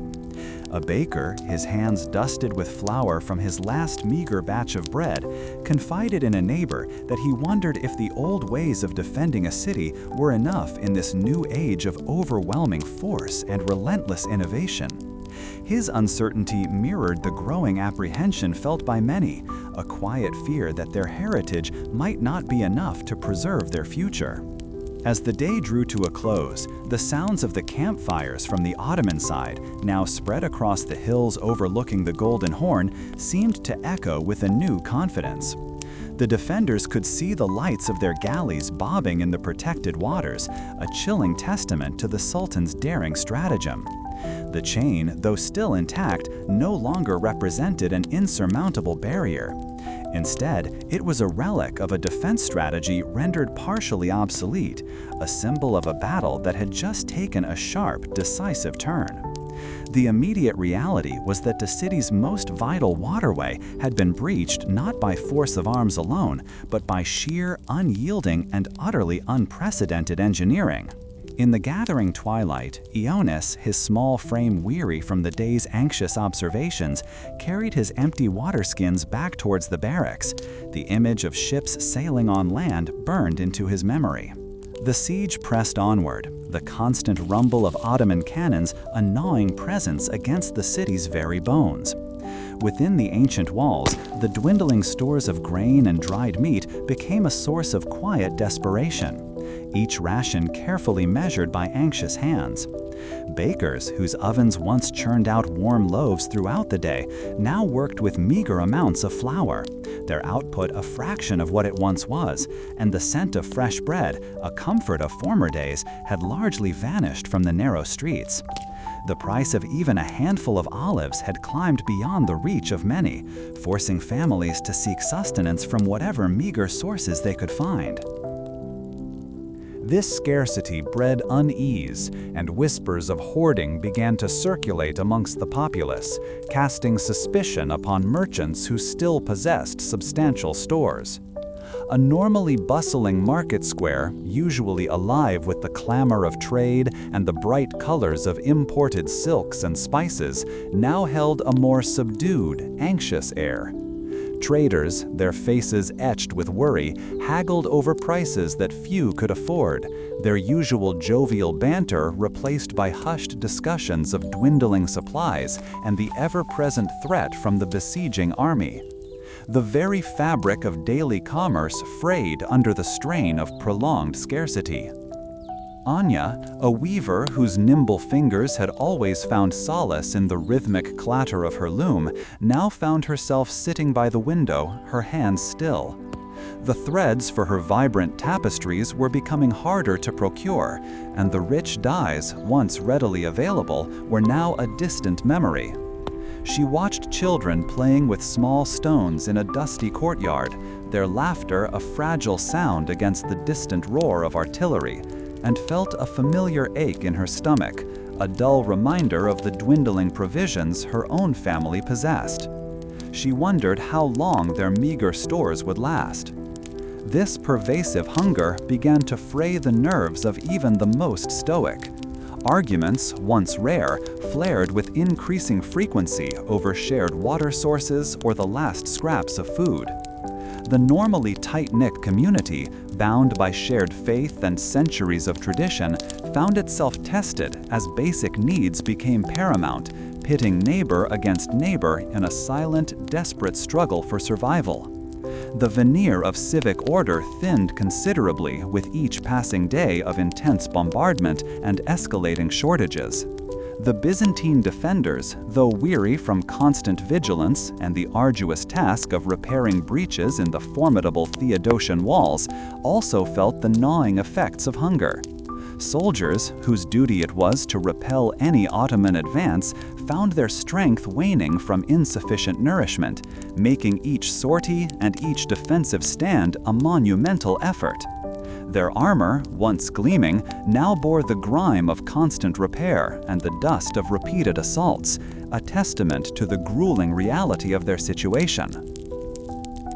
Meanwhile, Giovanni Giustiani Longo, the Genoese commander, known for his stern demeanor and strategic acumen, found himself addressing his men with a more somber tone. He spoke of the need for discipline and unity, acknowledging the hardship, but reminding them of their oath to defend the city, their coin, and their honor. He observed the drawn faces of his soldiers, the weariness in their eyes, and felt the weight of their collective struggle, understanding that their will was as vital as any fortification. The continuous bombardments, however, were more than just a physical strain. They began to chip away at the city's spirit. Each tremor that shook the marble floors of homes and churches served as a stark reminder of the ever-present danger, fueling a deep-seated fear for the future. The sounds of desperate prayers, once a source of comfort, now carried a desperate undertone, a plea for an intervention that seemed increasingly unlikely as the days bled into weeks. The emperor, Constantine XI Palaiologos, felt the burden of this pervasive hunger and fear acutely. He walked the ramparts, his gaze sweeping over the beleaguered city, seeing the hunger in the eyes of his people and the weariness in the posture of his soldiers. He knew that while courage and faith were essential, they could not fill empty stomachs or mend broken walls indefinitely, and the weight of this knowledge pressed heavily upon him. As the days wore on, a quiet desperation settled over the populace, each dawn bringing the familiar dread of renewed bombardment. Anya, watching the sky lighten, saw the city's shadows begin to shrink, revealing the extent of the damage from the previous day's attacks. She found herself clutching a worn prayer book, its pages thin from repeated handling, and wondered what strength remained with her and her neighbors to face another day under the ceaseless shadow of the Ottoman might. The community, though facing immense hardship, also showed glimmers of resilience. Neighbors shared what little they had, offering a comforting word or a helping hand, demonstrating that even in the face of starvation, the bonds of humanity could still offer solace. These small acts of kindness, though they could not alleviate the hunger, provided a vital, quiet defiance against the encroaching despair. The relentless pressure of dwindling resources and constant bombardment created a palpable sense of waiting, a collective breath held by the city's inhabitants as they braced for whatever came next, their lives reduced to the stark realities of survival. The bakers wiped sweat from their brows, their meager loaves a testament to the siege's toll. This grim reality underscored the growing scarcity. The populace faced the agonizing truth of their diminishing food supplies. The emperor, too, understood the profound impact of this hardship. This chapter introduced the severe strain on Constantinople's food and water resources, highlighting the resulting social tensions and the psychological toll on its inhabitants, painting a picture of a city increasingly weakened by hunger and fear. The siege has continued, pushing the city's inhabitants to the brink of starvation and sowing seeds of discord amidst their shared desperation. The thunder of the great bombard, basilica, had become a constant, dreadful heartbeat against the city's ancient stones. Each impact sent tremors through the very earth, rattling pottery on shelves and shaking the faith of the less resolute. Yet within the battered sections of the land walls, a different kind of battle raged. Giovanni Giustiniani Longo, his face grimed with sweat and dust, directed his contingent of Genoese soldiers and allied defenders with a sharp bark. They worked with a frenzied efficiency, stuffing sacks with earth and rubble to shore up a gaping breach near the St. Romanus Gate, a place that had seen the most brutal of the Ottoman efforts. The air, already acrid with the smoke of burning timbers and the metallic tang of spent siege engines, seemed to bite at their throats, with each labored breath forcing them to pause frequently to wipe sweat from their brows with grimy forearms, seeking any small relief from the relentless pressure. This constant effort to mend what the monstrous cannon tore asunder was a draining, ceaseless task. Just days prior, the ceaseless barrage had created a new, significant weakness in the walls, a jagged maw that threatened to swallow the city whole. The defenders, exhausted and spread perilously thin, scrambled to reinforce it, their movements a desperate ballet against impending doom. The noise from the Ottoman camp was a low, menacing hum, punctuated by the sharp calls of officers and the clang of metal on metal as reinforcements were marshaled. The weight of their task pressed down on Giustiniani, who scanned the enemy lines, his gaze sharp and calculating, wondering if sheer grit and the courage of a few hundred men could truly hold back an ocean of attackers. Across the fractured ramparts, at a different section of the formidable Theodosian walls, a group of local citizens, armed with little more than courage and hastily sharpened tools, worked alongside the weary soldiers. These were bakers, scribes, and merchants, their usual lives of quiet commerce and learned debate replaced by the brutal necessity of survival. They hauled stones, carried water, and provided what little comfort they could to the fighting men, their actions a testament to the city's desperate solidarity. One of them, a woman named Theodora, whose husband had fallen defending a tower days before, silently offered a flask of wine to a gruff German mercenary, her eyes meeting his with a shared understanding of the grim reality they faced. The sheer human cost of these continuous assaults weighed heavily on the emperor. Constantine XI, his golden imperial robes now stained and torn, moved among the defenders with a quiet, resolute air, his presence a beacon of defiance. He personally inspected the weakened sections, his hand resting on the rough stone of the parapet, a tangible connection to the centuries of emperors who had defended this city. He spoke with his commanders, not issuing orders from a distance, but sharing the burden, listening to their reports of dwindling supplies and mounting casualties. His own resolve, however, seemed to grow with each renewed attack, a deep well of determination against the encroaching darkness. The continuous bombardment had created a unique tactical challenge, forcing the defenders to constantly shift their focus and resources. While a significant breach near the St. Romanus Gate demanded immediate attention, reports also arrived of smaller but persistent Ottoman probes elsewhere along the walls. This meant that men and materials had to be moved rapidly, a dangerous undertaking under the ever-watchful eyes of the enemy. The Byzantines, bolstered by their foreign allies, became adept at these swift redeployments, a testament to their desperate ingenuity, even as their numbers dwindled with each passing hour and each failed enemy charge. A particular point of contention arose among the commanders regarding the strategy for repelling the most determined Ottoman assaults. Giustiniani, ever the pragmatist, advocated for a defensive formation that would concentrate their limited forces at the most heavily threatened breaches, creating a wall of steel and shield. However, some of the Greek generals, steeped in older military traditions, believed in more aggressive, sortie-like maneuvers to disrupt the enemy's momentum.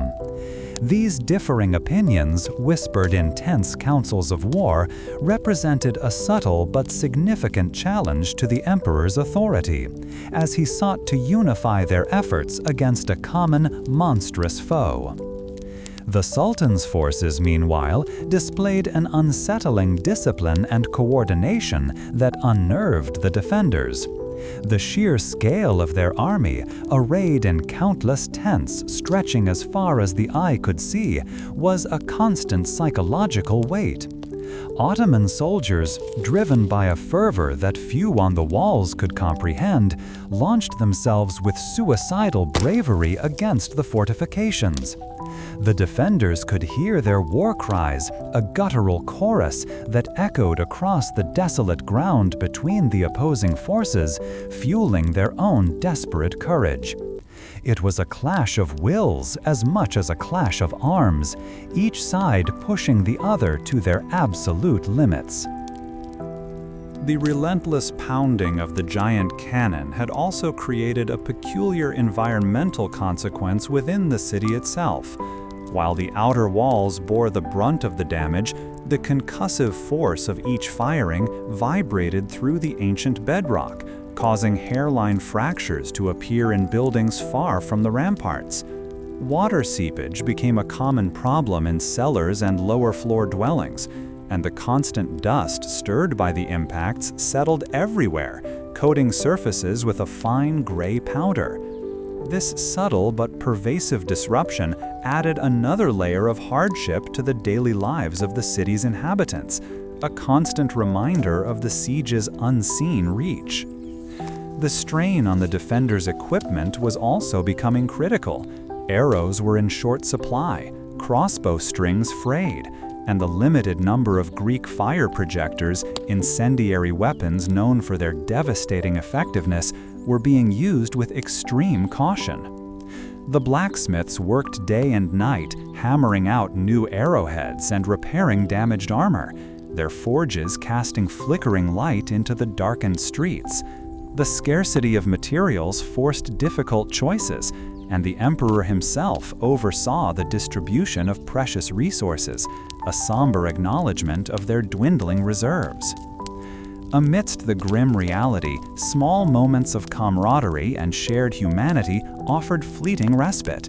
A group of soldiers huddled together during a lull in the fighting shared stories and passed around a flask of strong wine, their laughter a defiant sound against the din of war. Giustiniani, despite his gruff exterior, was known to share his own rations with the younger, less experienced men under his command, his gruff words of encouragement often delivered with a gruff pat on the shoulder. These small acts of kindness and shared experience were vital in maintaining the morale of those on the walls, a fragile shield against despair. One peculiar detail that emerged from captured Ottoman scouts and whispered accounts among the defenders was the Sultan's rumored fascination with the city's ancient engineering marvels. While the massive cannon was undeniably effective, there were tales of Ottoman engineers studying the intricate mechanisms of the city's water systems and the design of its defensive towers, perhaps seeking to understand the ingenuity that had allowed Constantinople to endure for so long.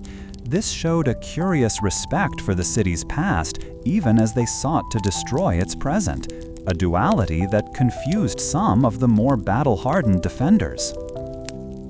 The debate among Byzantine and foreign military minds concerning the best defensive posture persisted, reflecting a broader scholarly divergence regarding the nature of warfare itself. Some believed in the impregnability of well-fortified cities, trusting in the strength of stone and the determination of their defenders. Others argued for more mobile tactics, believing that any static defense was doomed against overwhelming numbers and advanced siegecraft. This ongoing intellectual tension, though rarely voiced loudly, subtly influenced the decisions made on the walls, each leader grappling with their own understanding of how best to face the overwhelming Ottoman might. The sheer scale of the Ottoman assaults meant that the defenders could never fully relax, not even during the brief periods between major attacks. Small skirmishes erupted constantly, testing their vigilance and wearing down their strength. The sounds of distant trumpets, the clatter of armor, and the occasional blinding flash from Ottoman siege weapons kept the defenders on edge, their senses constantly alert.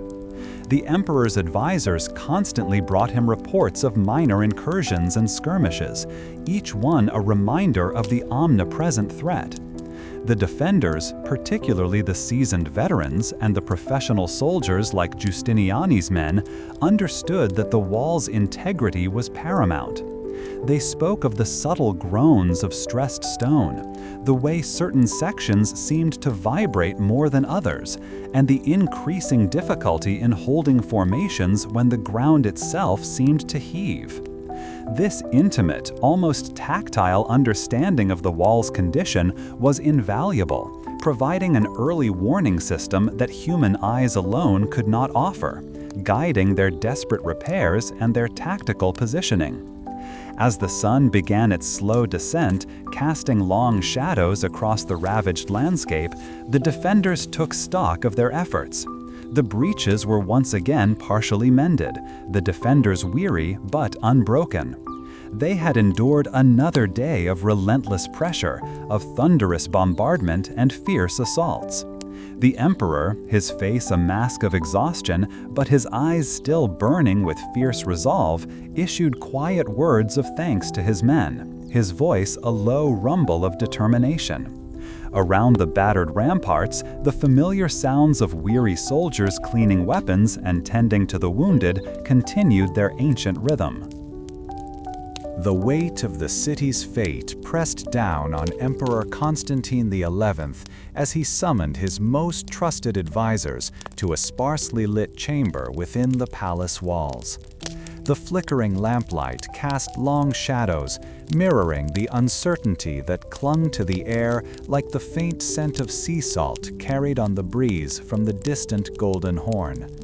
He needed to weigh their counsel, for the whispers of the Ottoman encampment across the water had grown into a thunderous roar of preparation, and the relentless assault on the Theodosian walls had taken a fearsome toll, leaving breaches that spoke of imminent danger. "Our strength dwindles with each passing hour, Your Majesty," remarked Lucas Notaras, the Megas Dux, his voice a low rumble that carried a hint of weariness. He smoothed the fabric of his tunic, a gesture of ingrained habit that did little to conceal the gravity of his words. Lucas, ever the pragmatist, had long argued for appeasement and even the acceptance of religious union with the Latin Church to secure vital Western aid, a stance that often put him at odds with the emperor's deeply held beliefs. Giovanni Giustiniani Longo, the Genoese commander whose presence brought a vital foreign contingent to the city's defense, adjusted the leather strap of his sword belt, his gaze steady and unflinching. "The men are weary, sire, but their spirits are not yet broken. They fight for their pay, yes, but also for the honor of standing against such a tide." Yet even his conviction seemed tinged with a new wariness, for the sheer scale of the Ottoman numbers and the terrifying power of their siege cannons were unlike anything he had faced before, and he often spoke of the impossible task of defending so vast a circumference. "To surrender the city," Constantine began, his voice firm, though a subtle tremor betrayed the immense burden he carried, "would be to extinguish the flame of Roman heritage that has burned for over 1,000 years. My father, and his father before him, defended this bastion against countless threats. To yield now would dishonor their legacy and betray the faith of generations." He ran a hand over the cool, polished surface of the table, the smooth wood a stark contrast to the rough reality outside. Lucas sighed, a soft exhalation that seemed to carry the dust of ages. Your Majesty, heritage is a precious thing, but it cannot fill empty granaries, nor mend shattered walls. The Western powers, even if they were to send aid, would demand terms that would irrevocably change our traditions, our very identity. He spoke of the Emperor John VIII's own journey to the West, the hopes dashed, and the deep suspicion many in the city still held towards the Latin Church, a chasm that had never truly been bridged. One of the emperor's most loyal Greek generals, Demetrius Cassis, shifted his weight, his mailed hand resting on the hilt of his sword. "We must hold, sire. We have repelled them time and again. If we can just survive another wave, perhaps a relief force will arrive. We have the advantage of the walls. They must break themselves against them." His belief stemmed from a lifetime of defending the city, a faith forged in countless smaller skirmishes and sieges that had tested but never broken the capital. The emperor considered Cassis's words, picturing the defenders, a mix of desperate Byzantines and foreign mercenaries, standing shoulder to shoulder on the ramparts, their faces grim, their resolve hardened by the shared experience of combat. He felt a pang of responsibility for each life, for the families huddled behind them, enduring the constant roar of the great cannon, the thunderous impact that rattled the very foundations of their homes and their faith. "And what if no relief comes, Lucas?" Constantine asked, his gaze sharp, seeking an honest assessment. "What if our final defenses are breached? Have we truly exhausted every avenue? Have we considered every option, however unpalatable?" The question hung in the air, heavy with the unspoken understanding that the end might be near, and the choices facing them were stark and agonizing. Lucas hesitated, then spoke with careful deliberation. "We have received messages, Your Majesty, suggesting that if we were to offer terms, to open the gates, even now, the Sultan might grant a measure of leniency, allow some to leave with their lives and possessions." He avoided the emperor's direct gaze, the proposal a bitter one that chafed against the pride of any true Roman. "Leniency from a conqueror?" Constantine scoffed, the sound dry and humorless. "We have seen what leniency means in other cities. Our churches defiled, our people enslaved, our history erased. That is not a future I am willing to accept from my city, nor for myself." His jaw tightened, a silent declaration of his unwavering stance against such a prospect. Giustiani stepped forward, his hands clasped behind his back. "Your Majesty, a commander's duty is to his men and his people. If the walls are truly lost, if there is no hope of victory, then a strategic withdrawal, a negotiated end, might save lives."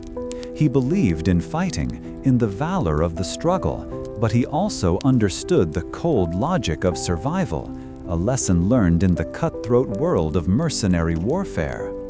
"Withdrawal? Negotiated end?" Constantine's voice rose slightly, a rare show of anger. "My men fight here, on this sacred ground, to the last breath. To abandon them now, to seek terms that humiliate us and guarantee a lingering subjugation, is not leadership, it is betrayal. We are the inheritors of an empire, not mere soldiers to be dismissed at will." He turned his gaze towards the window, towards the distant glow of the Ottoman campfires. "Then we prepare for the final storm, Your Majesty," Demetrius Cassis stated, his voice resonating with conviction. "We will man the walls. We will fight for every inch. We will show them the spirit of Byzantium, even if it is the last thing we do." His words were met with nods of agreement from the few grizzled veterans who stood with him, their faces etched with the harsh realities of constant warfare. Constantine XI Palaiologos looked at the faces around him, a mosaic of hope, pragmatism, and unwavering loyalty. He saw the weariness in their eyes, the lines of worry etched by sleepless nights, yet he also saw a flicker of defiance, a shared understanding of the immense task before them. He knew then what his decision must be, a choice born not of strategy or politics, but of a deep, abiding commitment to the legacy he carried and the people who looked to him for leadership. He would not bargain for survival at the cost of honor. The old ways would not be abandoned lightly.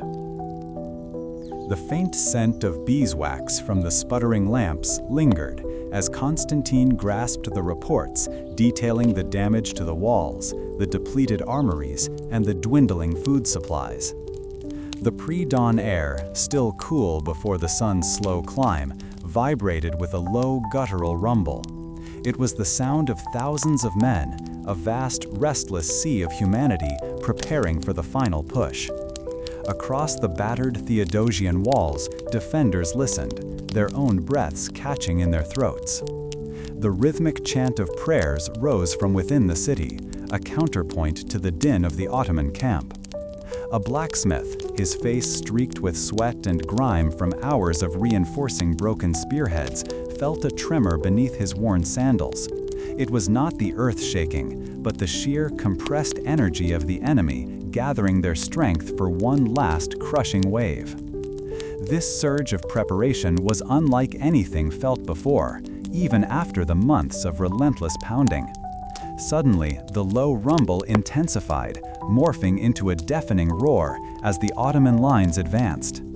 Wave after wave of janissaries, their distinctive fezzes bobbing, surged forward under the cover of a concussive bombardment. The massive stone balls, hurled by the Sultan's great cannons, continued their devastating work, smashing into sections of the ancient fortifications that had stood for a millennium. Each impact sent a cloud of dust and debris into the air, and for those manning the ramparts, the very stone beneath their feet seemed to weep.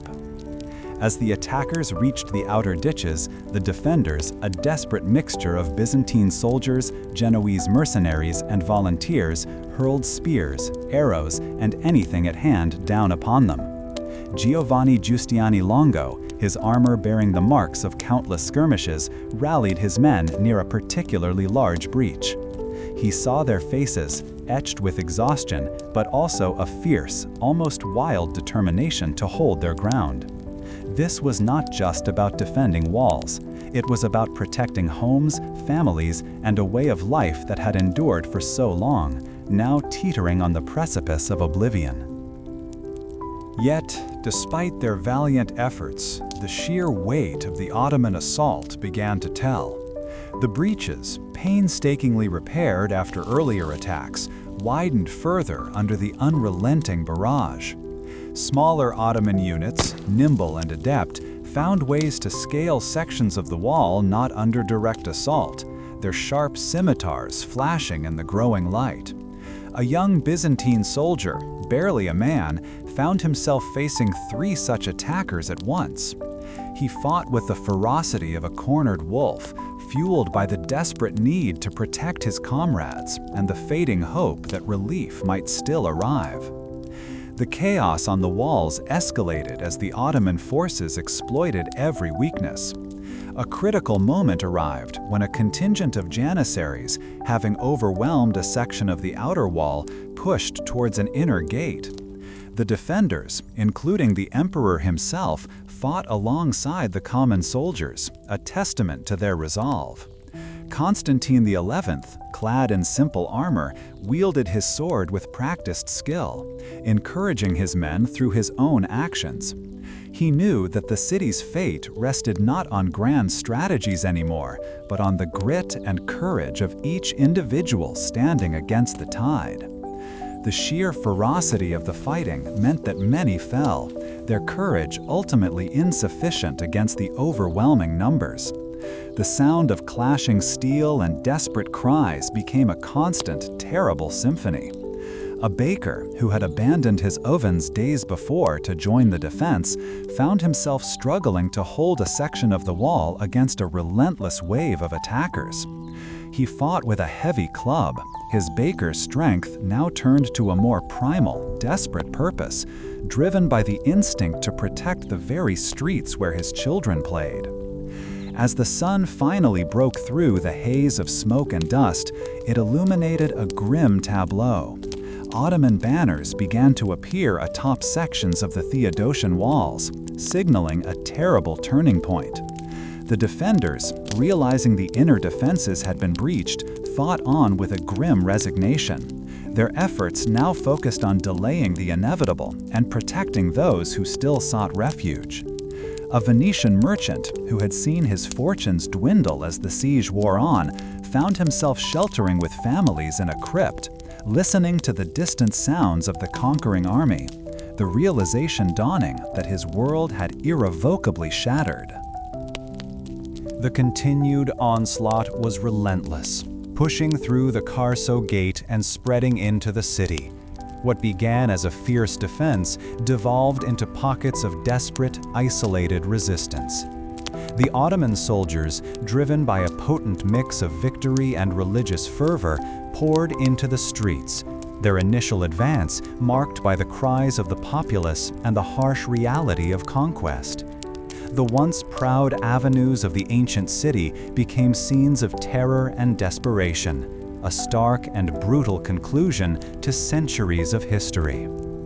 In these final harrowing moments, the city's defenders knew their stand was over, but still, they fought, a final testament to their unyielding spirit against the encroaching darkness. The defenders, scattered and outnumbered, could almost feel the weight of centuries of imperial history pressing down as the inevitable conclusion arrived. The conquering soldiers moved through the shattered city like a tide, their boots crunching on debris that had once been homes and marketplaces. A pervasive stillness had settled over many streets, broken only by the metallic clang of armor or the guttural shouts of men assessing their plunder.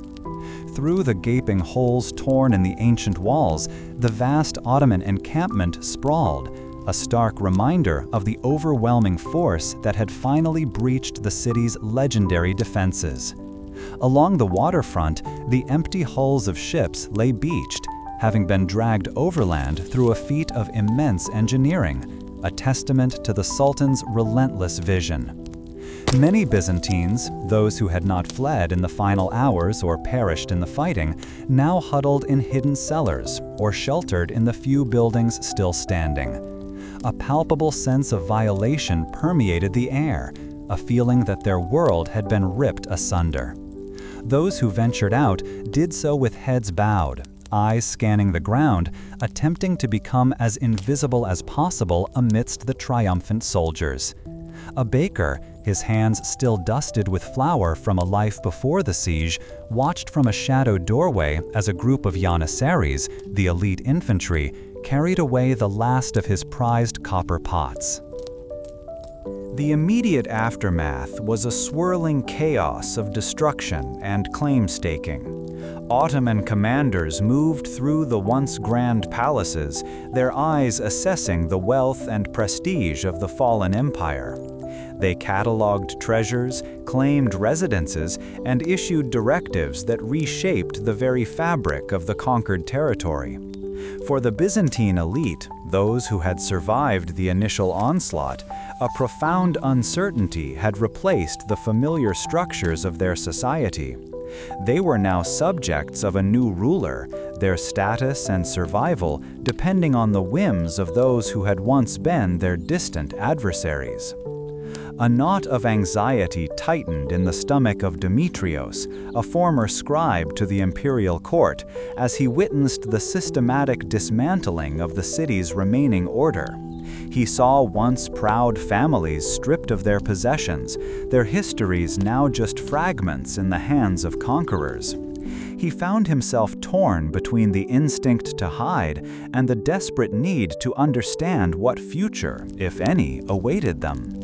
The knowledge he possessed, the intricate histories of the empire he had meticulously recorded, suddenly felt both precious and utterly worthless in this new, brutal reality. Meanwhile, a small contingent of Ottoman soldiers, led by a seasoned captain named Bayezid, moved with a specific purpose through the winding, damaged streets. Their task was to secure key figures and locate any remaining pockets of resistance, though the ferocity of the final assault had largely extinguished such hopes. Bayezid, a man hardened by countless campaigns, felt a grim satisfaction in the victory, but also a keen awareness of the immense task of rebuilding and governing this ancient yet broken metropolis. He had heard the tales of the last Byzantine emperor, the one who refused to yield. The soldiers fanned out, their voices echoing in the desolate avenues, calling out the emperor's name, their hunt for the fallen ruler, a grim testament to his final stand. They moved with a practiced efficiency, searching homes, courtyards, and any place where a lone defender might have sought refuge. Bayezid's gaze fell upon a particularly strong section of the land walls, where the earth was churned and strewn with the bodies of the fallen, a scene of desperate, final resistance. He knew this was likely where the emperor had met his end.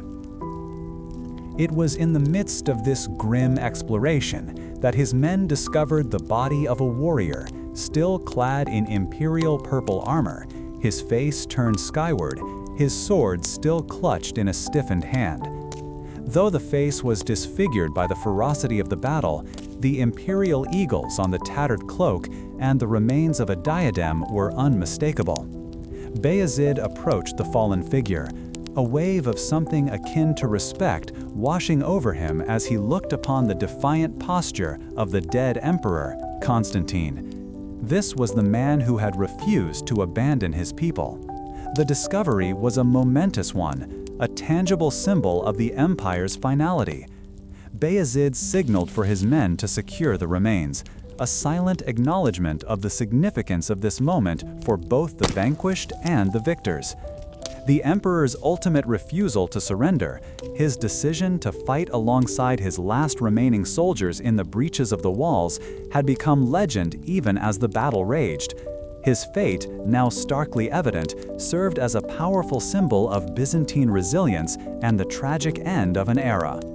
Back in the more inhabited parts of the city, the surviving Byzantines began to emerge cautiously from their hiding places, their expressions a mixture of shock and profound grief.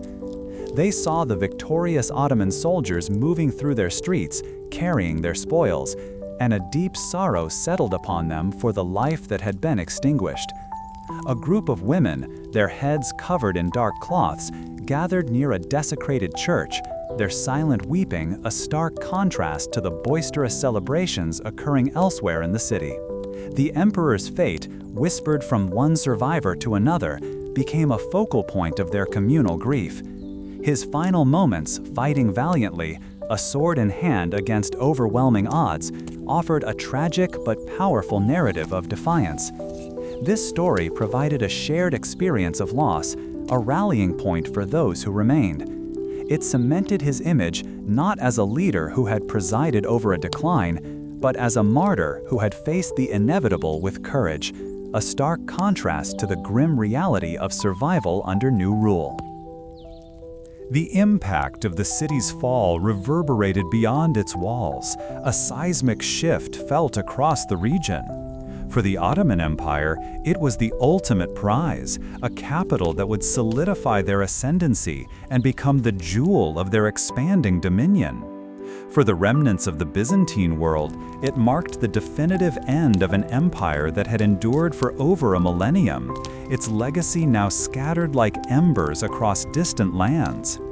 The very idea of Byzantium, of Rome's continuation, had been extinguished in the smoke and chaos of that day. As Bayezid surveyed the damage and began to issue orders for the initial restoration and security of key areas, he understood that the taking of the city was merely the beginning of a new chapter. The administrative and social structures of Constantinople would need to be carefully navigated, ensuring stability and integrating it into the vast Ottoman state. He recognized that the very spirit of the city, its ancient culture and its people, would require a different kind of conquest, one of governance and coexistence, however fragile. The memory of the emperor's valiant last stand, however, would likely linger in the marble halls for years to come. The fallen emperor's final stand had woven itself so completely into the city's newly altered reality. Sultan Mehmet II, astride a spirited warhorse, surveyed the vast panorama of Constantinople. The city, once a jewel of an empire, now lay subdued, its golden domes glinting under the afternoon sun. He felt a surge of possessiveness, a deep satisfaction that this ancient prize was finally his. His gaze swept over the sprawling metropolis, a city of churches and palaces now to be reshaped into the heart of his own burgeoning empire. This conquest was more than a military victory. It was a mandate from the heavens, a testament to the might of Islam. His eyes settled on the magnificent Hagia Sophia, its vast dome piercing the sky. It was a building that commanded awe, a testament to a faith that would soon be supplanted here. The Sultan turned to his chief advisor, his voice carrying the weight of command. "The Hagia Sophia," he declared, "shall become a mosque. It will be the crown jewel of my new capital." This directive, delivered with an air of unwavering certainty, set in motion the transformation that would redefine the city's spiritual and cultural landscape. Workers, already organized and eager to please their new lord, began the arduous task of preparing the great cathedral. They carefully covered the vibrant mosaics that depicted Christian saints and scenes, their presence a reminder of the city's past. The golden iconostasis, a barrier between the earthly and the divine for centuries, was removed with respectful yet firm hands. A hushed reverence fell over the workers as they prepared for the immense act of rededication. Each brushstroke of plaster and each removal of sacred imagery a step towards a new era. The process of repopulating the city had already begun, a deliberate effort to weave a new social and cultural fabric.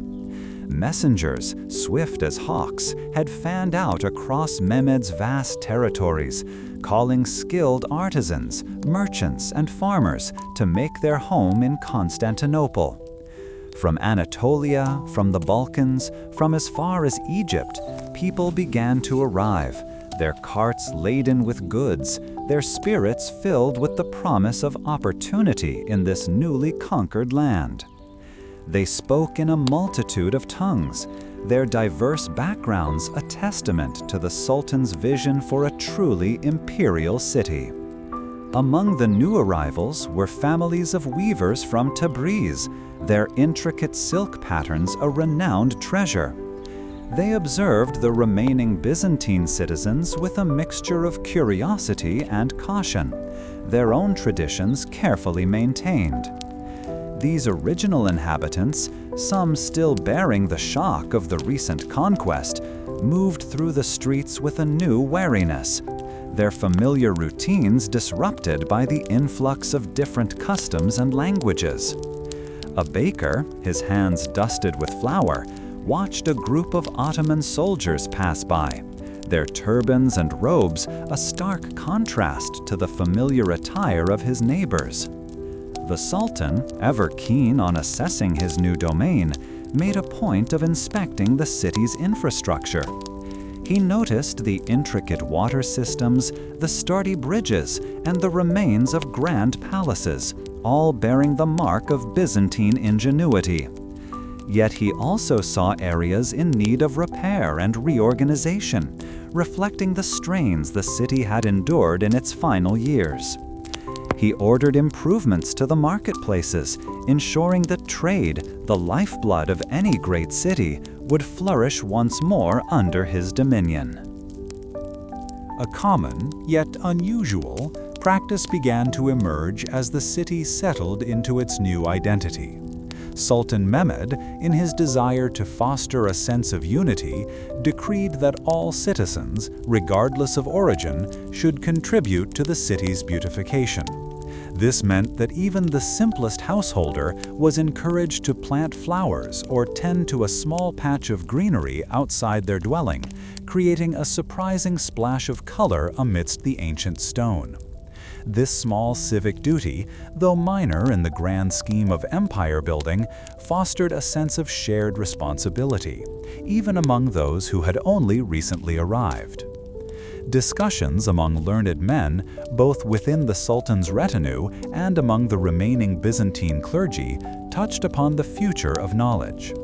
There was a quiet debate, largely confined to hushed conversations in secluded courtyards, about how best to preserve the vast libraries and accumulated wisdom of the fallen empire.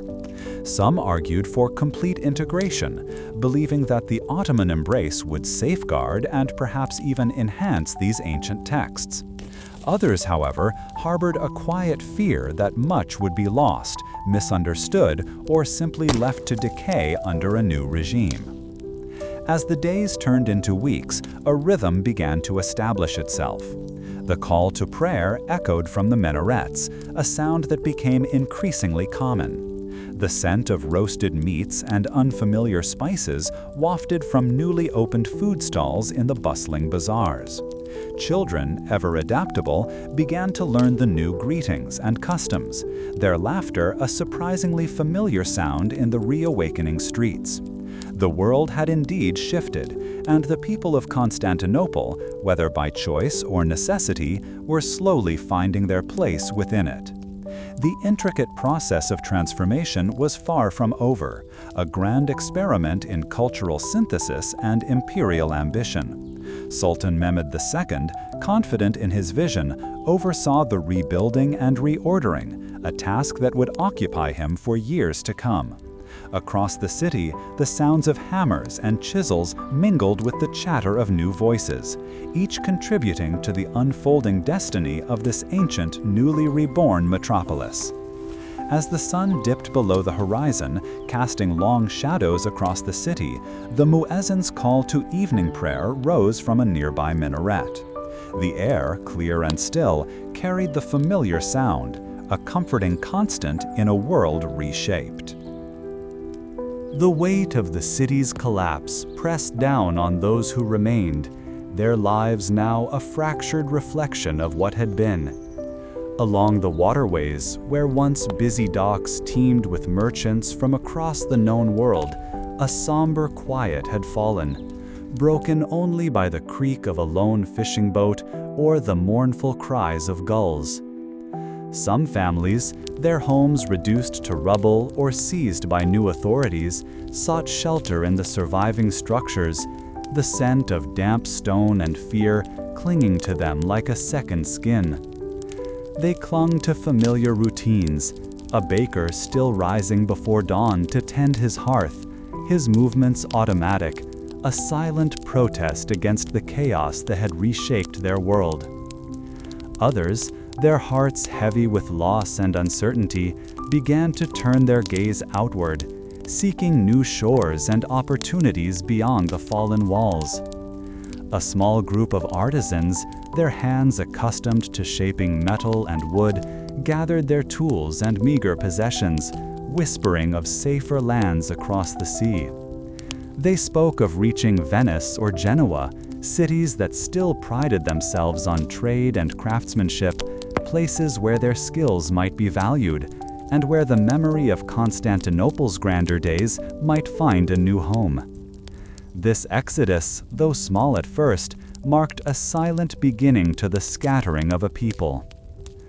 Across the water, in lands that had once paid tribute to the empire, The news of the city's conquest rippled through communities with a mix of awe and apprehension.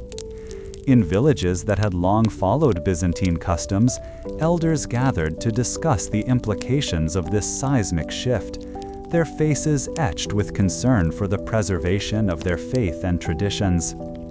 They wondered how their own lives might change under a new, distant power, and whether the threads connecting them to their ancestral past would fray and snap. The whispers of new rulers and changed laws reached even these remote places, bringing with them a sense of unease about the future.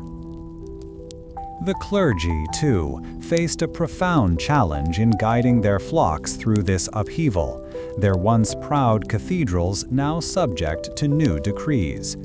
A priest in a small coastal town, accustomed to leading his congregation in familiar rites, found himself adjusting his sermons, speaking of resilience and hope in the face of overwhelming change.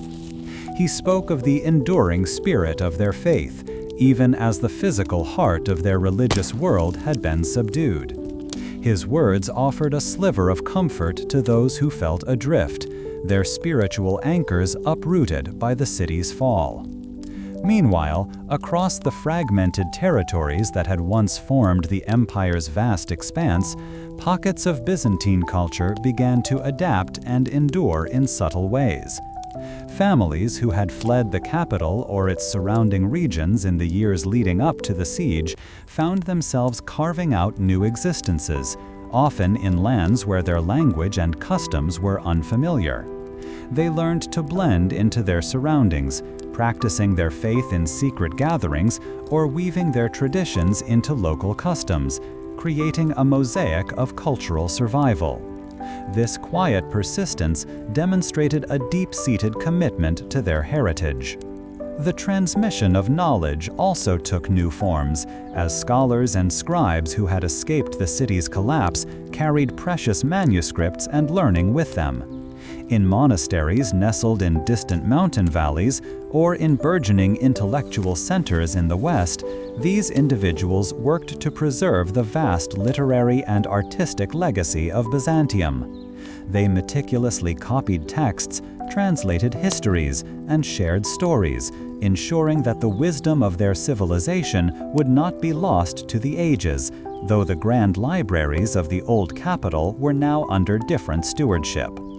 The merchant class, accustomed to navigating shifting political landscapes, also found new avenues for their enterprise, though the disruptions were immense. Some adapted by trading with the new rulers, their ships still plying the familiar routes, albeit under different flags and with altered allegiances. Others, their livelihoods shattered by the fall, sought new opportunities in the West, bringing with them not only goods, but also the sophisticated financial practices and networks developed over centuries of Byzantine commerce, sowing seeds of influence in new soil. The community of artisans faced a particularly poignant struggle, their skills both coveted and potentially stifled by the new order. Craftsmen renowned for their intricate metalwork or vibrant manuscript illumination found themselves navigating a market that valued different aesthetics and materials.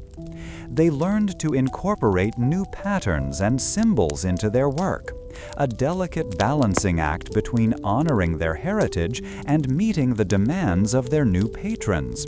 Their workshops becoming sites of quiet negotiation between past and present. For ordinary families, the most pressing concerns revolved around daily survival and the preservation of their way of life. They gathered with neighbors to share scarce resources, their communal meals a testament to shared hardship and mutual support. The old songs were sung softly, the old stories told to children around flickering lamps, keeping alive the memories of a world that existed before the siege engines roared and the final gates fell, nurturing a sense of continuity amidst profound loss.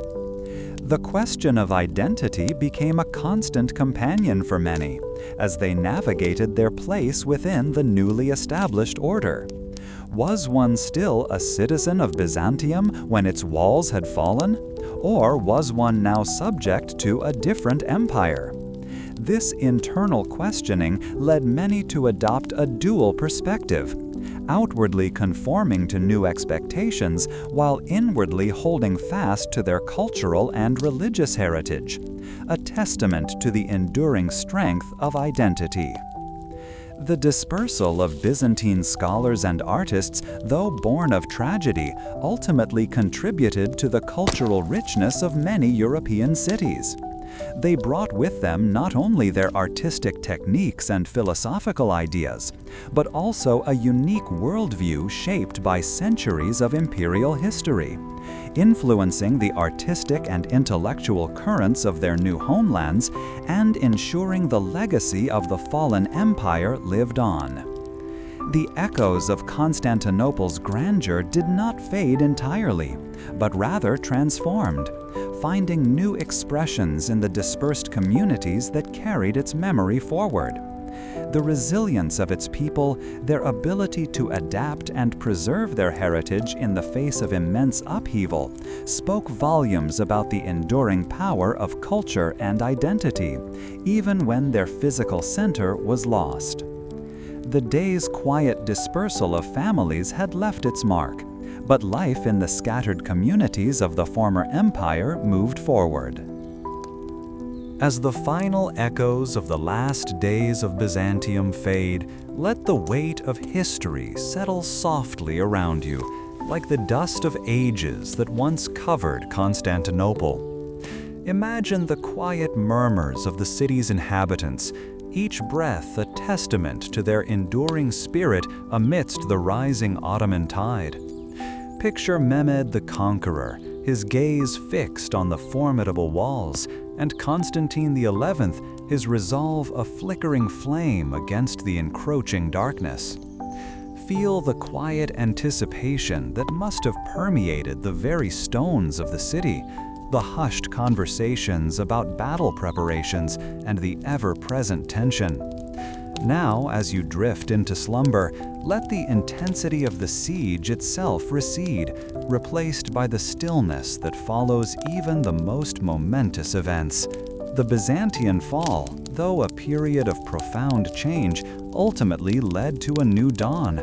May your dreams be as peaceful as the eventual calm after that storm, a gentle transition into the quiet embrace of night. Sleep soundly.